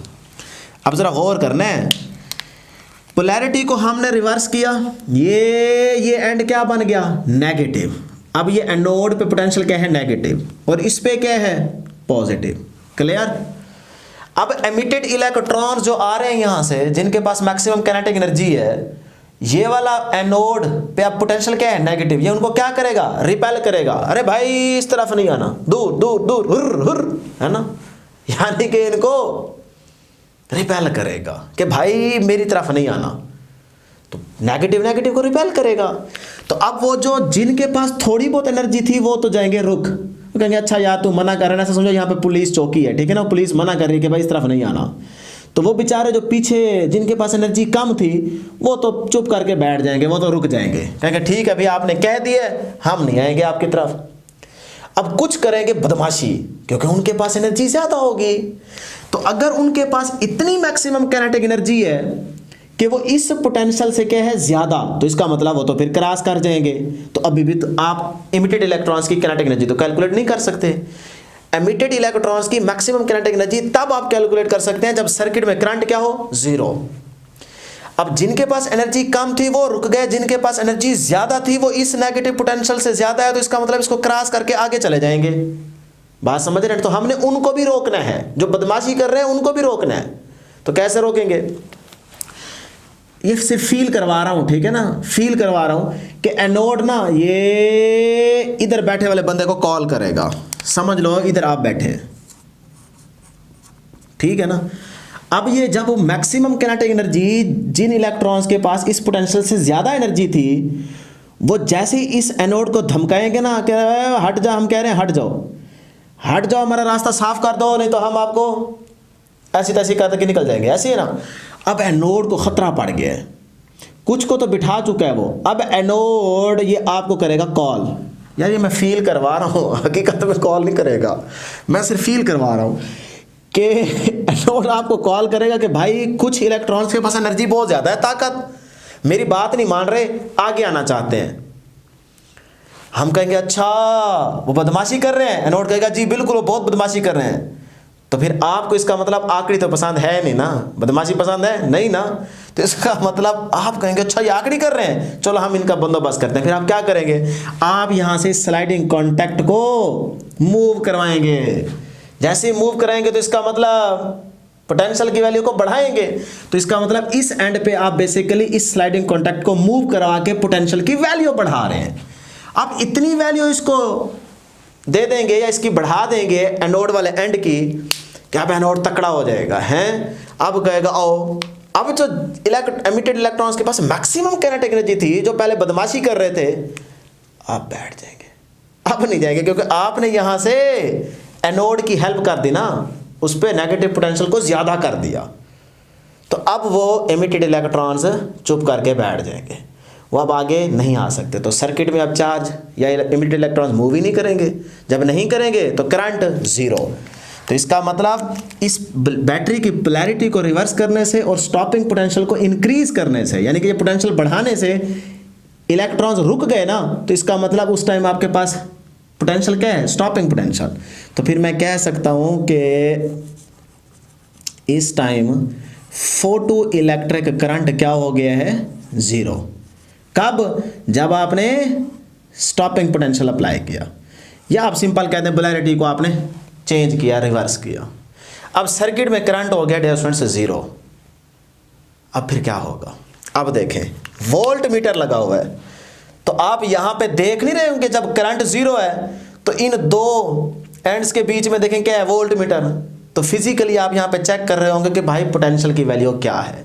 तो जो इस time volt meter reading show कर रहा होगा वो आपका स्टॉपिंग पोटेंशियल है। तो उस स्टॉपिंग पोटेंशियल को हम अपना रिप्रेजेंट करते हैं वी नॉट से, ठीक। तो इस स्टॉपिंग पोटेंशियल पे फोटो इलेक्ट्रिक करंट की वैल्यू क्या है, जीरो। ये बात याद रख लें, ये मैं लिखूंगा नहीं, थ्योरी जब आप पढ़ेंगे तो ये सारी बातें वहां लिखी हुई है, लेकिन मेरा मकसद है यहां पे आपको समझाना। अब डियर स्टूडेंट्स स्टॉपिंग पोटेंशियल आ चुका है ना, तो अब हम यहां से काइनेटिक एनर्जी उनकी जो चाहिए थी वो निकाल सकते हैं। देखें वो एनर्जी क्या होगी, तो आप रिलेशन पढ़ के आए हैं, as we know that kinetic energy maximum is equal to E into V naught. Potential V है लेकिन हमारे पास स्टॉपिंग पोटेंशियल ना, तो यह आ जाएगा V नॉट। तो अब देखें स्टॉपिंग पोटेंशियल आप यहां से देख चुके हैं, इसे मल्टीप्लाई करें वो इमिटेड इलेक्ट्रॉन्स की मैक्सिमम काइनेटिक एनर्जी आ जाएगी। हो गया क्लियर? तो ये था डियर स्टूडेंट्स तरीका। अब यहाँ पे 3-4 जो आपके क्वेश्चन थे वो एंड हो गए। अब जरा यहाँ पे आ जाए। तो इस काइनेटिक एनर्जी को, क्योंकि मुझे अगर वेलोसिटी चाहिए हो, काइनेटिक एनर्जी तो आ गई, अगर मुझे उन इलेक्ट्रॉन्स की वेलोसिटी चाहिए फिर, तो डियर स्टूडेंट्स काइनेटिक एनर्जी क्या होगी? हाफ, बातें समझ आ रही है कि नहीं आ रही? V मैक्सिमम का स्क्वायर, ये V है। स्टॉपिंग पोटेंशियल को मैं ऐसे लिख देता हूं ताकि याद रहे, is equal to E into V naught. Clear है जी? अब डियर स्टूडेंट्स अगर यहां से आपको V चाहिए मैक्सिमम वेलोसिटी, स्क्वायर रूट ले लेंगे दोनों तरफ, 2 इधर चला जाएगा तो 2ev नॉट, और m इधर आके क्या हो जाएगा? डिवाइड हो जाएगा, और होल की क्या आ जाएगी? स्क्वायर रूट आ जाएगी। क्योंकि इधर स्क्वायर है ना, तो स्क्वायर को ख़त्म करने के लिए दोनों साइड पे क्या लेंगे? स्क्वायर रूट लेंगे। ठीक है जी यहाँ तक? अब देखें ये इक्वेशन आपको समझ आ गई कि वेलोसिटी, मैक्सिमम वेलोसिटी को फाइंड आउट करने के लिए रिलेशन आ गया। E की वैल्यू, V नॉट की वैल्यू आपने वहाँ से कैलकुलेट की होगी, देखी होगी। इलेक्ट्रॉन का मास पुट करें 9.1 मल्टीप्लाई 10⁻³ अंडर रूट लें, आपके पास वैल्यू आ जाएगी। तो आपने मैक्सिमम वेलोसिटी भी कैलकुलेट कर ली। क्लियर यहाँ तक? अगर ये बातें क्लियर हो चुकी हैं तो यहाँ से एक हम MCQ डिस्कस करते हैं। देखें MCQ क्या है। फॉर एग्जाम्पल अगर आपके पास स्टॉपिंग पोटेंशियल की वैल्यू है 25 वोल्ट, ये मैं खुद से अपना क्या कर रहा हूँ मेंशन कर रहा हूँ, खुद से मैंने वैल्यू डिसाइड की है, कोई वैल्यू भी वो दे सकता है स्टॉपिंग पोटेंशियल की। ठीक है? आपसे कहेगा जी मैक्सिमम वेलोसिटी को फाइंड आउट करें, तो आपके पास मैक्सिमम वेलोसिटी का रिलेशन सामने है, 2ev not divided by m। v not की वैल्यू उसने दे दी है, m की वैल्यू आपको याद है इलेक्ट्रॉन के मास की, और E charge 1.6 multiply 10⁻⁻⁰ under root लें, आपके पास आंसर आ जाएगा। अब थोड़ा इसको अगर ऐसे करेंगे ना तो आपको 1-2 मिनट लग जाएंगे, है ना? तो इसका एक शॉर्ट ट्रिक याद रख लें। तो इसका शॉर्टकट क्या है, सिर्फ वो बताने के लिए तो ये MCQ हम डिस्कस कर रहे हैं ना, तो डियर स्टूडेंट्स उसके लिए याद रख लें, इसको ना ऐसे लिख लें, V max is equal to square root 2E divided by m under root V naught. लिख सकता हूं ना? तो इसकी वैल्यू याद रख लें, इसको रट्टा लगा लें। इसकी वैल्यू है V max is equal to 6 multiply 10⁻⁵, आगे dot under root V naught. जब भी ये कहे ना कि स्टॉपिंग पोटेंशियल दिस, जो भी देगा, और आपको कहे मैक्सिमम वेलोसिटी फाइंड आउट करें, तो आप डायरेक्ट यही वाली इक्वेशन यूज करें, 6 मल्टीप्लाई 10⁵ डॉट या multiply square root V naught. अब देखें V नॉट कितना है? 25, तो 25 की स्क्वायर रूट क्या होती है? 5, तो यहाँ पे सिंपल 5 आ जाएगा, आगे ये वाली वैल्यू वैसे की वैसे। तो देखा, कम टाइम पे आप V मैक्सिमम की वैल्यू कैलकुलेट कर सकते हैं। तो इस तरह ये याद रखेंगे शॉर्टकट, तो आपका टाइम बच जाएगा। तो अब डियर स्टूडेंट्स यहाँ पे कुछ इंपॉर्टेंट हम MCQ डिस्कस करते हैं कि जितनी चीज़ें यहाँ पे डिस्कस की हैं कि भाई वो जो इमिटेड इलेक्ट्रॉन्स हैं वो किन चीज़ों पे डिपेंड कर रहे हैं, इंटेंसिटी पे डिपेंड कर रहे हैं, फ्रीक्वेंसी पे, एनर्जी पे, किस चीज़ पे डिपेंड करेंगे। इसी तरह जो नंबर ऑफ फोटॉन्स यहाँ से जा रहे हैं वो फ्रीक्वेंसी पे, एनर्जी पे, इंटेंसिटी पे, किस चीज़ पे डिपेंड कर रहे हैं। तो इस तरह के 5-6 आपके पास इंपॉर्टेंट MCQs बनते हैं, वो यहाँ पे डिस्कस कर लेते हैं। तो एक ही लाइन के अंदर सारा कुछ आ जाएगा, इसको ज़रा गौर से देखिएगा। तो डेस्टर सबसे पहले मैं ये बात करता हूँ कि हमारे पास क्या है जी, number of emitted electrons, number of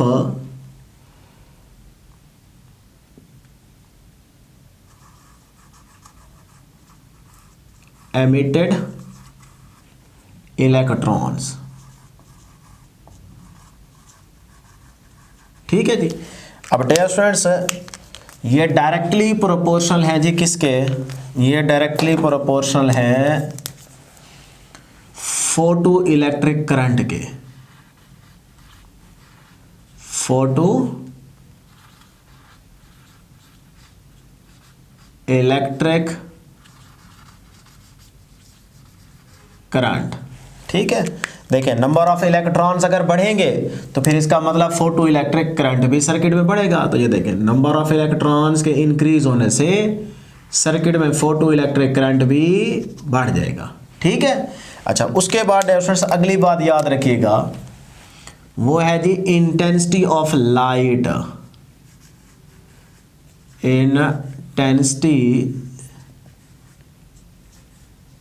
intensity of light. ठीक है, अब देखें असल गेम तो यहां से चली होगी ना कि लाइट की इंटेंसिटी बढ़ाने से नंबर ऑफ एमिटेड इलेक्ट्रॉन्स बढ़ जाएंगे, और जब नंबर ऑफ एमिटेड इलेक्ट्रॉन्स बढ़ के सर्किट में फ्लो करेंगे तो फोटो इलेक्ट्रिक करंट बढ़ जाएगा। तो ये डायरेक्ट रिलेशन है। अब एक चीज और इंपॉर्टेंट कि इंटेंसिटी ऑफ लाइट का जो रिलेशन है वो डायरेक्ट है किसके साथ, बहुत इंपॉर्टेंट पॉइंट है ये, नंबर ऑफ फोटॉन्स के साथ। नंबर ऑफ फोटॉन्स, ये बड़ा इंपॉर्टेंट पॉइंट है। असल कहानी यहां से चली होगी कि देखें नंबर ऑफ फोटॉन्स अगर बढ़ जाएंगे, जो यहां से नंबर ऑफ फोटॉन्स जा रहे हैं ना, अगर उनकी तादाद बढ़ गई है तो इसका मतलब लाइट की इंटेंसिटी बढ़ गई है, यानी कि इलेक्ट्रोमैग्नेटिक रेडिएशन जा रही है ना, लाइट जा रही है, तो उसमें नंबर ऑफ फोटॉन्स की तादाद बढ़ती है तो इसका मतलब इंटेंसिटी बढ़ती है। इंटेंसिटी बढ़ती है तो नंबर ऑफ एमिटेड इलेक्ट्रॉन्स बढ़ जाएंगे, ज्यादा निकलेंगे मेटल सरफेस से। अगर वो ज्यादा निकलेंगे तो इसका मतलब सर्किट में करंट ज्यादा आ जाएगा, फोटो करंट। सही है जी। अब एक चीज बड़ी इंपॉर्टेंट है, ये रिलेशन तो चलो डायरेक्ट है, समझ भी आता है। अब जरा यहां पे गौर करना dear students, number of photons का जो रिलेशन है ना वो है इनवर्स डियर स्टूडेंट्स, किसके साथ, स्क्वायर ऑफ द डिस्टेंस के साथ। स्क्वायर ऑफ द डिस्टेंस के साथ कि अगर इस d की वैल्यू बढ़ती है, बढ़ाते हैं, तो फिर याद रखिएगा यहां से नंबर ऑफ फोटॉन्स की तादाद क्या हो जाएगी, कम हो जाएगी। अब ये बात बच्चों को समझ नहीं आती, ठीक है, लेकिन हम आपको समझाने की कोशिश करते हैं। एक चीज और, चले पहले यही चेक कर लेते हैं, फिर आप भूल ना जाए ना। डिस्टेंस बढ़ाने से मुराद क्या है डियर स्टूडेंट्स, तवज्जो, ये जो आपके पास मेटल सरफेस है ना, यहां से लेकर ये पहले देखें सोर्स तक का ये है डिस्टेंस, ये सारा डिस्टेंस है, ठीक है। तो ये आ गया d। अब एग्जाम्पल के तौर पे आपको सिर्फ फील करवा रहा हूं ताकि समझ आ जाए ना। कुछ बच्चे ये समझते हैं कि शायद डिस्टेंस के साथ नंबर ऑफ फोटॉन्स का कोई रिलेशन नहीं है, ताल्लुक ही नहीं है, कि अगर सोर्स से पहले कोई 50 फोटॉन निकलने थे तो आप डिस्टेंस बढ़ाओगे तो फोटॉन्स कम थोड़ी हो जाएंगे, वही 50 निकलेंगे। बच्चों के ये जहन में होता है, लेकिन मैं बात यहाँ पे क्लियर कर दूँ, जरा गौर कीजिएगा। अब पहले डिस्टेंस ये है, सपोज कर रहा हूँ कि इतने डिस्टेंस में यहाँ से आपके मुताबिक 50 फोटॉन्स निकले और सारे के सारे यहाँ टारगेट पे पहुँच गए, सारे के सारे पहुँच गए इस डिस्टेंस पे। अब वो सारे के सारे पहुँच गए तो यहाँ से नंबर ऑफ इलेक्ट्रॉन्स इमिट हो जाएंगे, ओके। अब मैं क्या करता हूँ, अभी भी मैं कहता हूँ निकलना 50 नहीं है, लेकिन मैं ये वाला डिस्टेंस डियर स्टूडेंट्स बढ़ा देता हूँ। फॉर एग्जाम्पल सोर्स से लेकर कहाँ तक का, मेटल सरफेस तक का ये डिस्टेंस बढ़ा देता हूँ।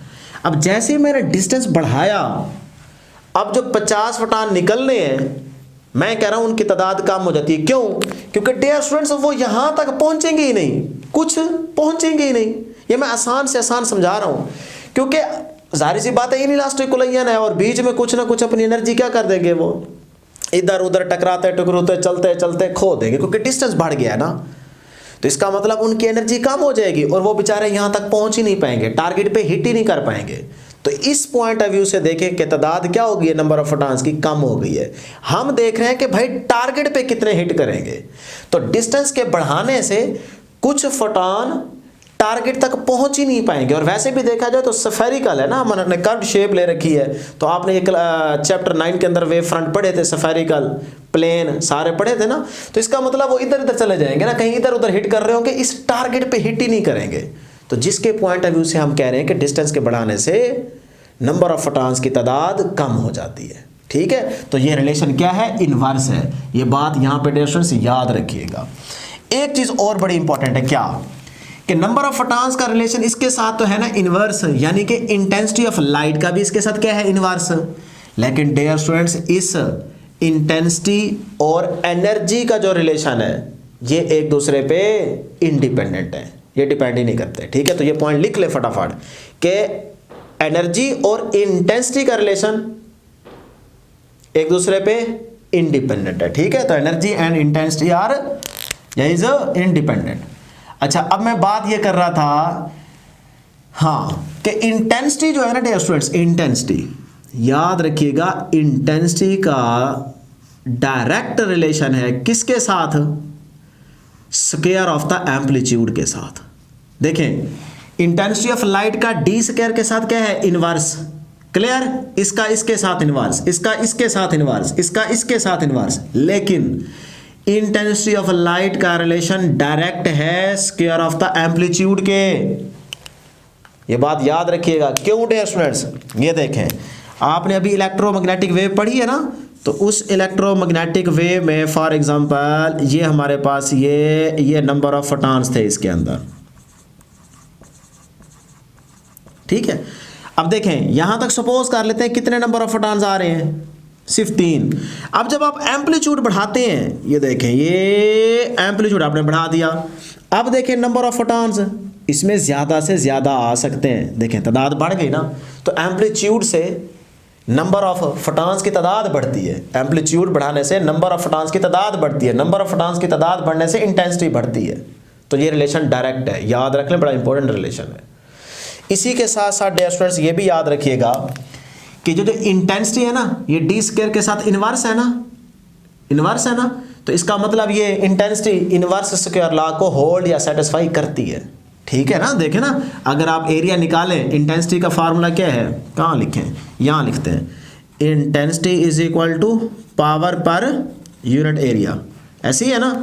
तो अब एरिया का यूनिट या एरिया अगर आप पुट्टी करना चाहें तो क्या होता है? 4 pi r square, 4 pi r square, सही है। तो अब देखें आर स्क्वायर, तो इंटेंसिटी का रिलेशन क्या आ जाएगा? आर स्क्वायर के साथ इनवर्स, तो इनवर्स स्क्वायर लॉ को ये सेटिस्फाई करती है इंटेंसिटी। तो ये थी डियर स्टूडेंट्स यहां तक की डिस्कशन। अब एक पॉइंट और नोट कर लें, क्या कि भाई नंबर ऑफ इलेक्ट्रॉन्स, या फिर मैं यहां पे दूसरी चीज लिख देता हूं, फोटो इलेक्ट्रिक करंट। फोटो, बस ये मैं निशानी के तौर पे लिख रहा हूं, फोटो इलेक्ट्रिक करंट। ये क्या है डियर स्टूडेंट्स? इंडिपेंडेंट ऑफ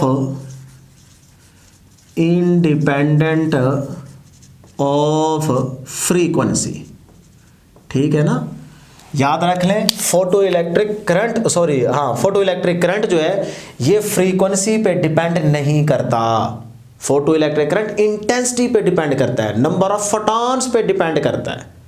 बात समझ रहे हैं? तो इसका मतलब फिर नंबर ऑफ, ये देखें, फोटो इलेक्ट्रिक करंट इंडिपेंडेंट अगर फ्रीक्वेंसी के है तो emitted of number of electrons भी फ्रीक्वेंसी पे डिपेंड नहीं करते, ठीक है। तो इसका मतलब आप सिर्फ और सिर्फ ये बात याद रखेंगे कि फोटो इलेक्ट्रिक करंट या फिर इंटेंसिटी ऑफ लाइट, यानी कि photo electric current he basically intensity of light पे डिपेंड कर रहा है, इंटेंसिटी ऑफ लाइट जो है नंबर ऑफ फोटॉन्स पे डिपेंड कर रही है।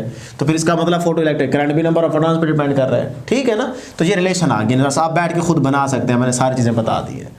अब एक चीज और याद रखें भाई, फिर फ्रीक्वेंसी और एनर्जी का रिलेशन क्या है?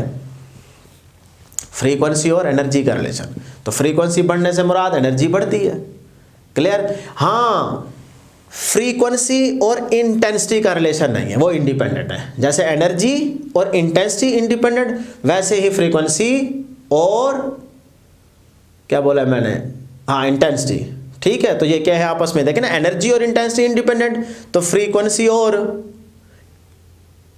इंटेंसिटी ये भी क्या है, इंडिपेंडेंट है, ठीक है जी। अच्छा, अब एक पॉइंट और याद रख लें, स्टॉपिंग पोटेंशियल जो है ना वो फ्रीक्वेंसी पे डिपेंड करता है।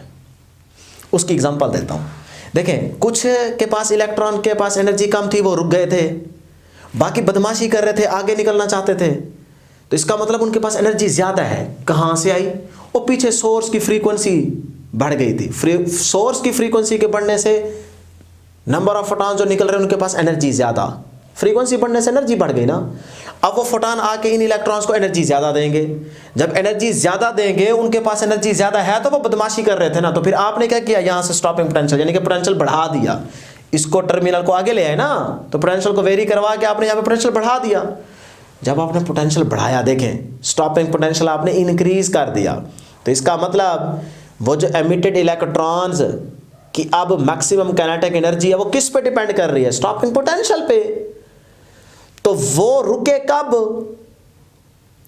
उनके पास फ्रीक्वेंसी ज्यादा थी ना पीछे से, तो फ्रीक्वेंसी की वजह से एनर्जी ज्यादा थी, तो इसका मतलब उनको रोका किसने? स्टॉपिंग पोटेंशियल ने, वो आपको बढ़ाना पड़ा। तो इसका मतलब स्टॉपिंग पोटेंशियल पे डिपेंड करता है फ्रीक्वेंसी पे।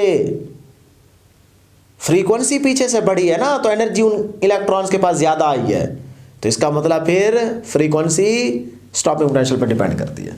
ये पॉइंट भी याद रख लें। अब डियर स्टूडेंट्स हम यहाँ पे कुछ ग्राफ डिस्कस कर लेते हैं। देखें जो सबसे पहला ग्राफ है ना वो है इंटेंसिटी और करंट। तो डियर स्टूडेंट्स आप जानते हैं कि यहाँ पे रिलेशन डायरेक्ट है, तो डायरेक्ट में आपके पास स्ट्रेट लाइन आ जाएगी, ठीक है, इनक्लाइंड स्ट्रेट लाइन, ये ग्राफ होगा। इसी तरह अगर मैं डी स्क्वायर और आई के बीच में ग्राफ देखना चाहूँ तो डियर स्टूडेंट्स यहाँ से देख लें इनवर्स रिलेशन आ रहा है, तो ये आपके पास इस तरह की एक कर्व आ जाएगी, ठीक है, जैसे बॉयल्स लॉ में था। हाँ, अगर यहाँ पे डियर स्टूडेंट्स आपके पास आ जाए 1/d², जरा गौर कीजिएगा यहाँ पे, तो रिलेशन क्या बन जाएगा फिर? डायरेक्ट। तो डायरेक्ट में आपके पास ये एक स्ट्रेट लाइन आ जाएगी। उसके बाद फ्रीक्वेंसी या करंट कह लें या इंटेंसिटी कह लें, तो डिपेंड नहीं करता, अभी बताया मैंने, बोला है आपको, लिखवाया है। तो इसका मतलब फिर आपके पास पैरेलल या हॉरिजॉन्टल स्ट्रेट लाइन आएगी। तो अब देखें फ्रीक्वेंसी बढ़ रही है लेकिन आई पे कोई फर्क नहीं पड़ रहा, तो आई क्या रहेगा? सेम रहेगा। शाबाशी, ठीक है जी। अब डियर स्टूडेंट्स यहाँ पे दो ग्राफ आपकी बुक में बनाए गए, डिस्कस कर लेते हैं। इनको भी आप याद रखें, एमसीक्यूज के पॉइंट ऑफ व्यू से इंपॉर्टेंट है। वाई एक्सिस के अलॉन्ग हमारे पास क्या है? फोटो इलेक्ट्रिक करंट, और पॉजिटिव एक्सिस पे क्या है? पॉजिटिव पोटेंशियल, और नेगेटिव पे क्या है? Negative potential. इसी तरह यहाँ पे भी वही चीज़ है, लेकिन ये ग्राफ क्या इन्फॉर्मेशन दे रहा है और ये ग्राफ किस चीज़ की इन्फॉर्मेशन दे रहा है, जरा और से सुनिएगा। इसमें देखें डियर स्टूडेंट्स, यहाँ पे हमारे पास करंट की वैल्यू क्या आ रही है? 2 कर्व है ना, ठीक है, सेम। तो इसका मतलब फिर इंटेंसिटी क्या हुई? सेम। तो इसका मतलब यहाँ पे इंटेंसिटी, इसको मैं नाम दे देता हूँ 1 का, इसको नाम दे देता हूँ 2 का। तो इसका मतलब I1 बराबर है I2 के, और ये दोनों क्या हैं? I के बराबर है। तो इंटेंसिटी क्या है? सेम। अब इंटेंसिटी सेम, लेकिन यहां पे जरा देखें 2 वाली का पोटेंशियल, स्टॉपिंग पोटेंशियल कितना है? ये, ठीक, और यानी कि कम है। और इसका देखें स्टॉपिंग पोटेंशियल क्या है? ज्यादा। ये इसका स्टॉपिंग पोटेंशियल देखें, ये है, तो इसका स्टॉपिंग पोटेंशियल क्या आ रहा है? ज्यादा आ रहा है। तो इसका मतलब स्टॉपिंग पोटेंशियल 2 का क्या है? 2 का कम है 1 से, तो स्टॉपिंग पोटेंशियल 1। तब स्टॉपिंग पोटेंशियल किस पे डिपेंड करता है? फ्रीक्वेंसी पे। तो इसका मतलब फ्रीक्वेंसी जो है वो 2 की लेस होगी 1 से, ठीक। और फ्रीक्वेंसी का रिलेशन एनर्जी के साथ है, तो इसका मतलब फिर एनर्जी बोलते जाए, शाबाश, पता चल रहा है ना? एनर्जी जो है वो 2 की लेस होगी एनर्जी 1 से, या एनर्जी 1 की क्या होगी? ग्रेटर होगी 2 से। क्लियर है? इसी तरह वेवलेंथ पूछ ली जाए तो λ2 ग्रेटर होगा λ1 से। ये सारी चीजें आपने यहां पे डिस्कस कर ली। अब डियर से एक चीज, फ्रीक्वेंसी डिफरेंट क्यों है? इंटेंसिटी तो है ना सेम। इंटेंसिटी सेम का मतलब कि भाई इन दोनों वेव के अंदर नंबर ऑफ इलेक्ट्रॉन्स की तादाद सेम है। नंबर ऑफ, यानी कि इसके अंदर पहली जो 1 वाली है, इसके अंदर भी सपोज कर ले 50, और उसके अंदर भी कितने हैं? 50, ठीक है। तो नंबर ऑफ फोटॉन्स की अगर तादाद सेम है, इलेक्ट्रॉन्स की बजाय ना यहाँ पे फोटॉन लिखें, क्योंकि आ रहे हैं ना, ठीक है ना। नंबर ऑफ फोटॉन्स की तादाद दोनों की क्या है? सेम। तो इसका मतलब intensity same. Number of photons directly proportional intensity के। क्लियर? हाँ। फ्रीक्वेंसी देखें, फ्रीक्वेंसी डिफरेंट है, सेम नहीं है। तो इसका मतलब क्या होगा? फ्रीक्वेंसी कैसे डिफरेंट है कि इन दोनों का कलर क्या होगा? डिफरेंट होगा, कलर सेम नहीं होगा। तो दोनों का क्या होगा? कलर डिफरेंट होगा, जिसकी वजह से फ्रीक्वेंसी क्या है? डिफरेंट। अब डेस्टोस इसको एक और अंदाज में भी पढ़ सकते हैं। देखें, अगर 1 वाले को देखें तो 1 वाली कर्व आगे है ना, तो स्टॉपिंग पोटेंशियल क्या है, ज़्यादा। इसका मतलब 1 वाली में एनर्जी क्या होगी, ज़्यादा, क्योंकि एनर्जी 1 वाले में नंबर ऑफ इलेक्ट्रॉन्स के पास एनर्जी ज़्यादा है ना। लिखा रहे की बात है यार, यहाँ पे देख लें, नंबर ऑफ फोटॉन या नंबर ऑफ इमिटेड इलेक्ट्रॉन। मेरे बोलने में कहीं आप कंफ्यूज ना हो जाए ना, एक ही बात है, आप लिख सकते हैं यहाँ पे इलेक्ट्रॉन्स।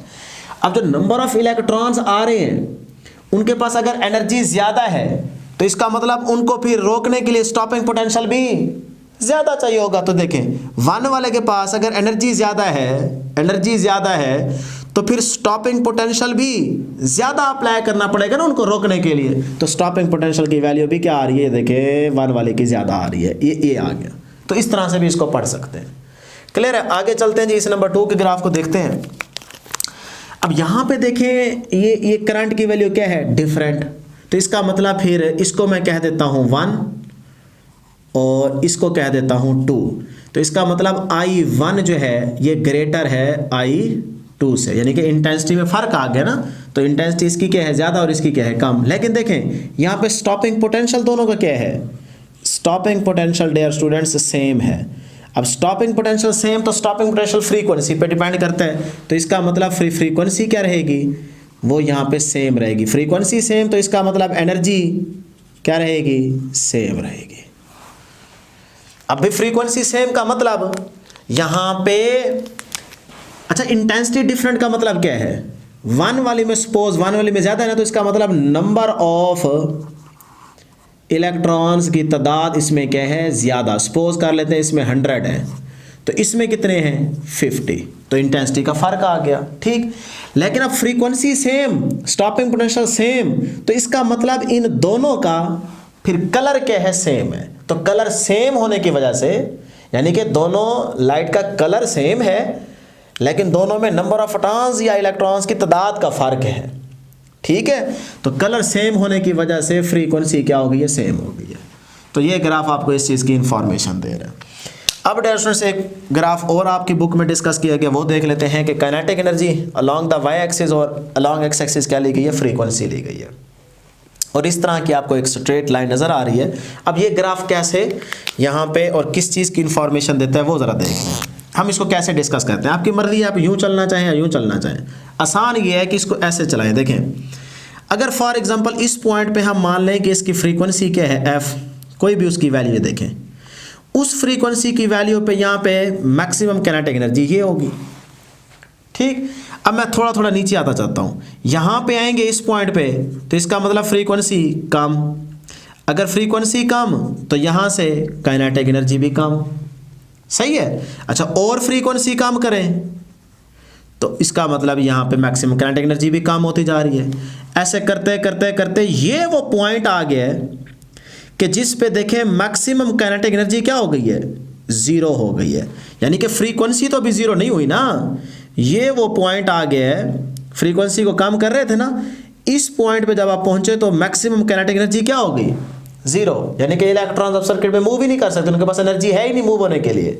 तो इस टाइम, जिस टाइम आपके पास मैक्सिमम काइनेटिक एनर्जी इलेक्ट्रॉन्स की ज़ीरो हो चुकी है, तो उस पॉइंट पे आपके पास जो फ्रीक्वेंसी होती है उसको बोलते हैं थ्रेशहोल्ड फ्रीक्वेंसी।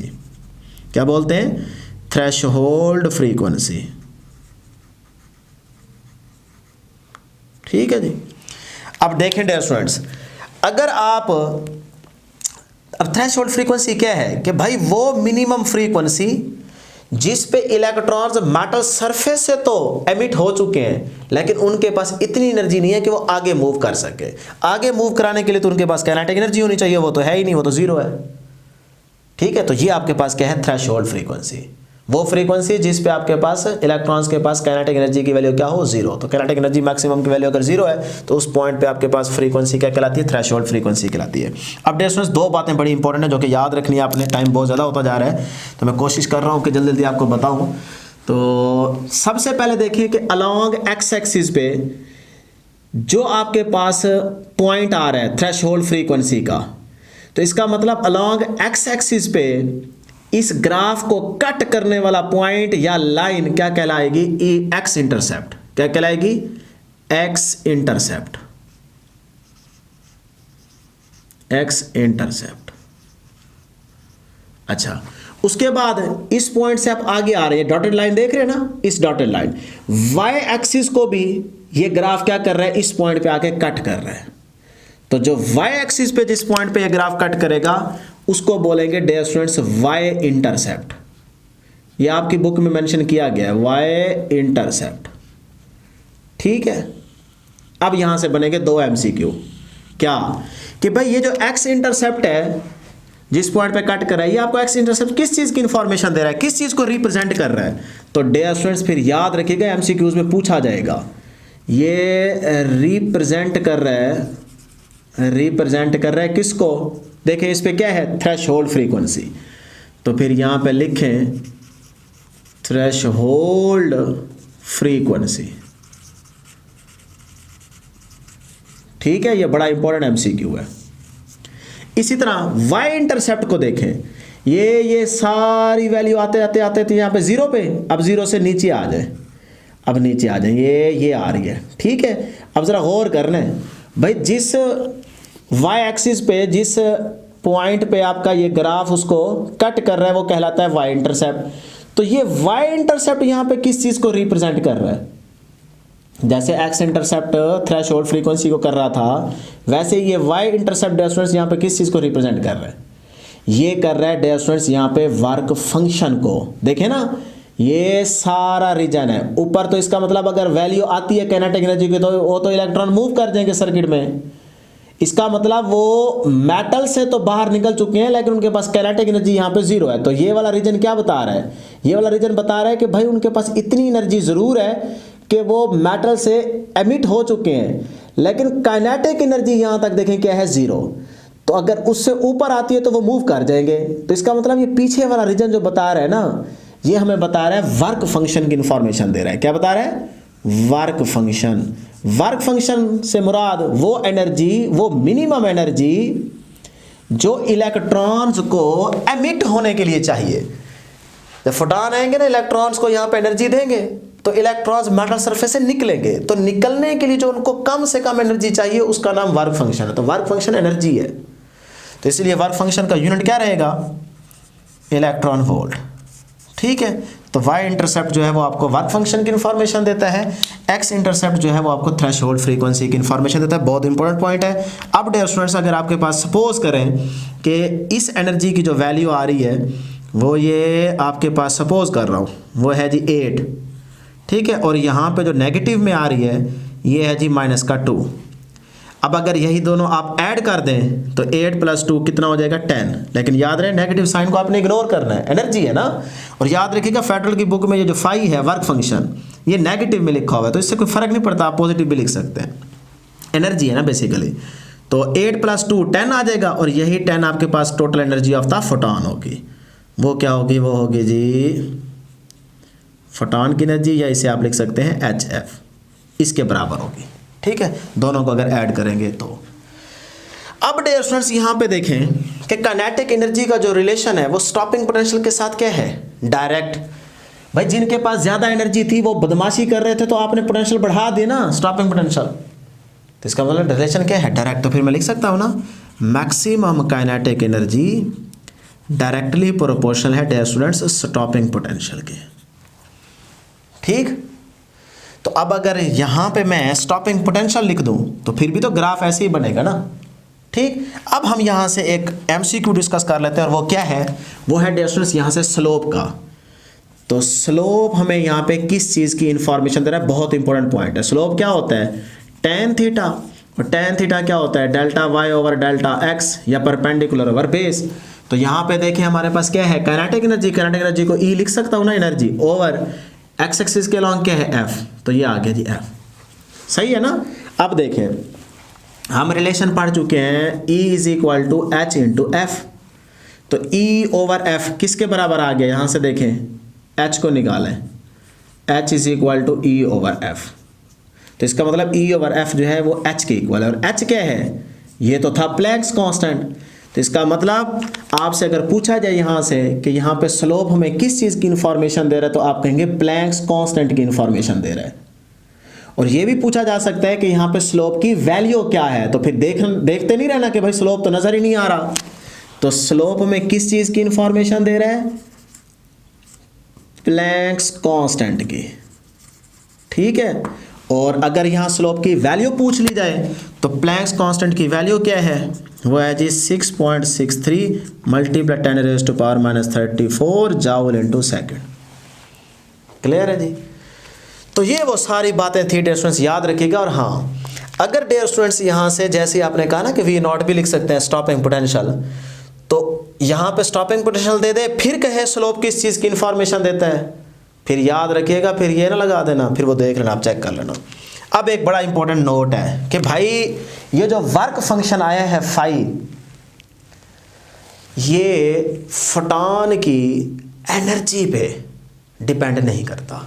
याद रखिएगा, वर्क फंक्शन जो है is independent of energy of incident photon या लाइट, वो आगे लिख दीजिएगा। तो ये डियर स्टूडेंट बड़ा इंपॉर्टेंट पॉइंट है। तो अगर वर्क फंक्शन एनर्जी पे डिपेंड नहीं कर रहा तो किस चीज पे डिपेंड कर रहा है?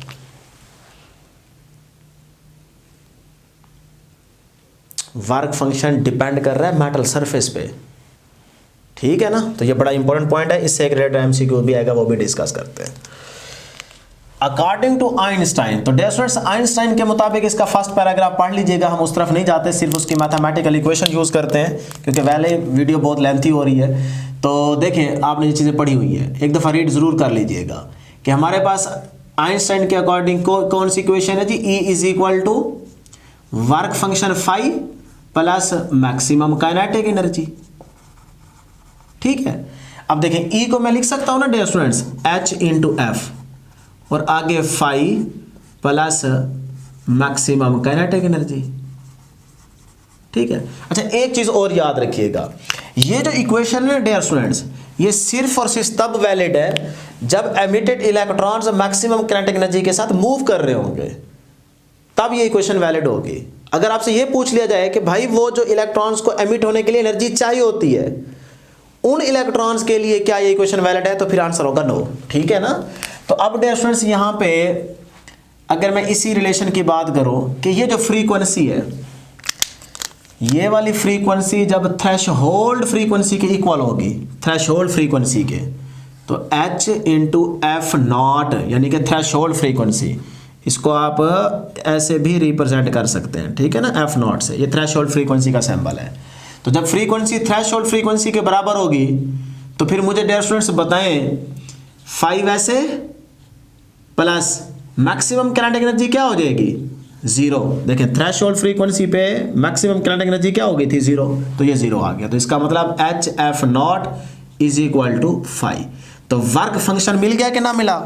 तो वर्क फंक्शन देखें किसके इक्वल आ गया? H एफ नॉट के इक्वल आ गया।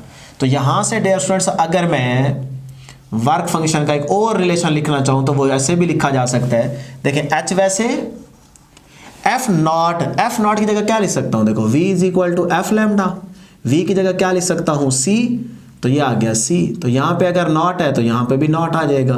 तो यहाँ से अब डियर स्टूडेंट्स अगर हम एफ नॉट को निकालना चाहें तो ये बनता है जी C ओवर लैम्डा नॉट। तो यहाँ पे लिख दो ना direct C over lambda naught.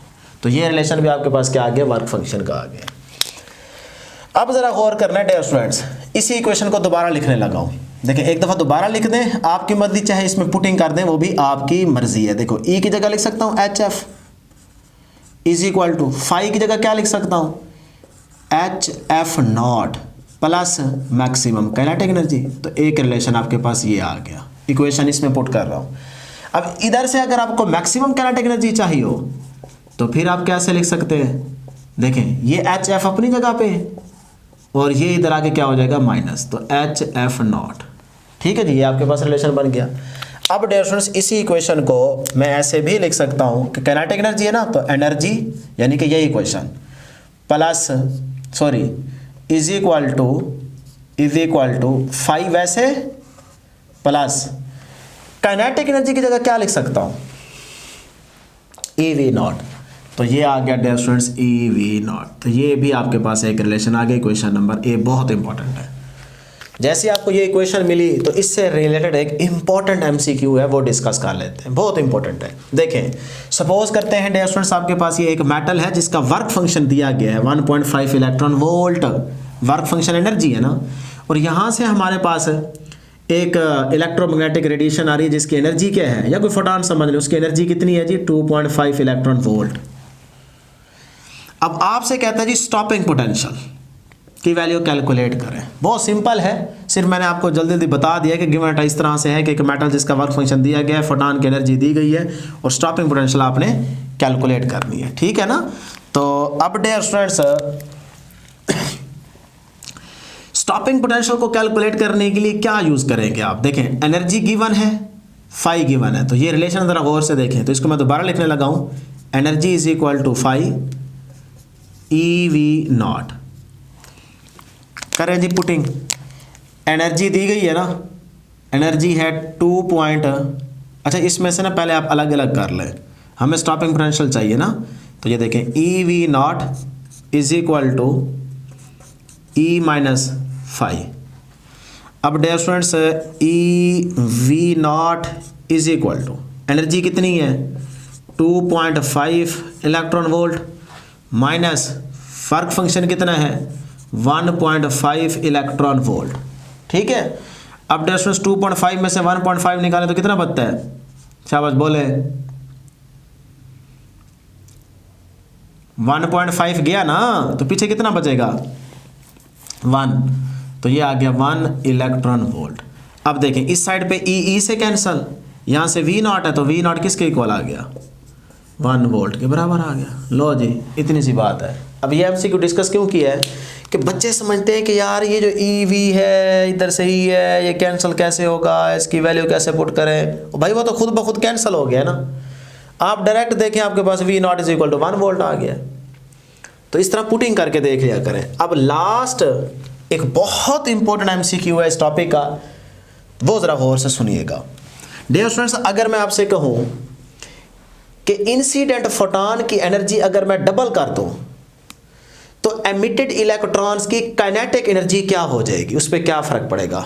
Incident photon जा रहे हैं, उनकी अगर एनर्जी डबल कर दें तो जो मेटल से इलेक्ट्रॉन्स एमिट होंगे उनकी मैक्सिमम काइनेटिक एनर्जी पे क्या फर्क पड़ेगा। अब बच्चों को रिलेशन याद होता है, वो कहते हैं कि भाई जो मर्जी इक्वेशन देख ले, कौन सी इक्वेशन देखें, आप ऐसा करें कि जिसमें आपके पास एनर्जी ये वाली देख लें, चाहे ये वाली देख लें, देखें ना एनर्जी काइनेटिक एनर्जी। बच्चे कहते हैं सर इधर से आपने एनर्जी फोटॉन की बढ़ाई तो इधर से मैक्सिमम काइनेटिक एनर्जी भी बढ़ जाएगी,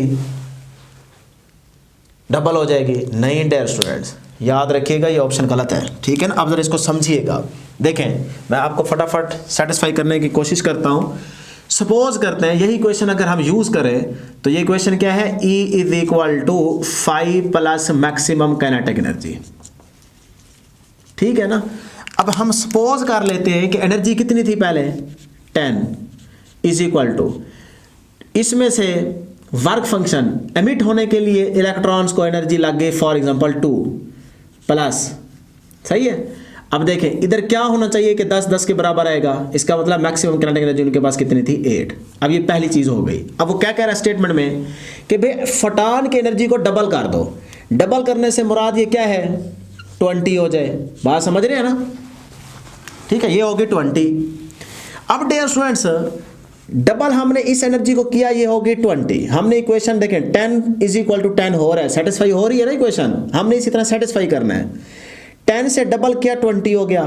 अब वर्क फंक्शन पे तो फर्क ही नहीं पड़ेगा ना, क्यों, क्योंकि वर्क फंक्शन फोटॉन की एनर्जी पे डिपेंड ही नहीं करता। वर्क फंक्शन फोटॉन की एनर्जी पे डिपेंड ही नहीं करता, ये डिपेंड करता है मेटल सरफेस पे। तो इसका मतलब ये तो 2 2 ही रहेगा प्लस।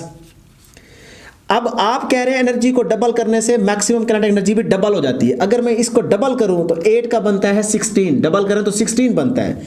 16 लिखूं तो 16 प्लस 2 18 बनता है, तो 18 20 के बराबर ही नहीं हो सकता। इसका मतलब इक्वेशन सेटिस्फाई नहीं हो रही। तो आपने कैसे कह दिया कि ये वाली डबल कर दें या डबल हो जाएगी ना, देखा ना। तो इसका मतलब इसको डबल करने से ये डबल नहीं करनी, डबल करें तो क्वेश्चन सेटिस्फाई नहीं होती। हाँ, इधर क्या करूं कि ये 20 के बराबर आ जाए। इधर मुझे 8 का डबल करने से ज्यादा अच्छा है कि मैं यहां पे क्या करूं, 2 के अंदर 18 देखिए 8 का डबल होता है डियर स्टूडेंट्स 16। अगर 16 लिखता हूं इधर तो 16 प्लस 2 18 होता है, तो वो 20 के बराबर ही नहीं आता। हाँ, अगर 18 लिखता हूं तो 18 प्लस 2 20, इधर भी 20, तो इक्वेशन सेटिस्फाई होती है। तो इसका मतलब एनर्जी के डबल करने से मैक्सिमम काइनेटिक एनर्जी डबल नहीं करनी पड़ती, बल्कि डबल से थोड़ी ज्यादा करनी पड़ती है। 16 की बजाय आपको 18 करनी पड़ गई है ना। तो इसका मतलब फिर कौन सी ऑप्शन बनती है, डबल नहीं, लेस देन डबल नहीं, मोर देन डबल, डबल से आपको ज्यादा करनी पड़ रही है। तो इसका मतलब चार्ली ऑप्शन बेस्ट ऑप्शन है।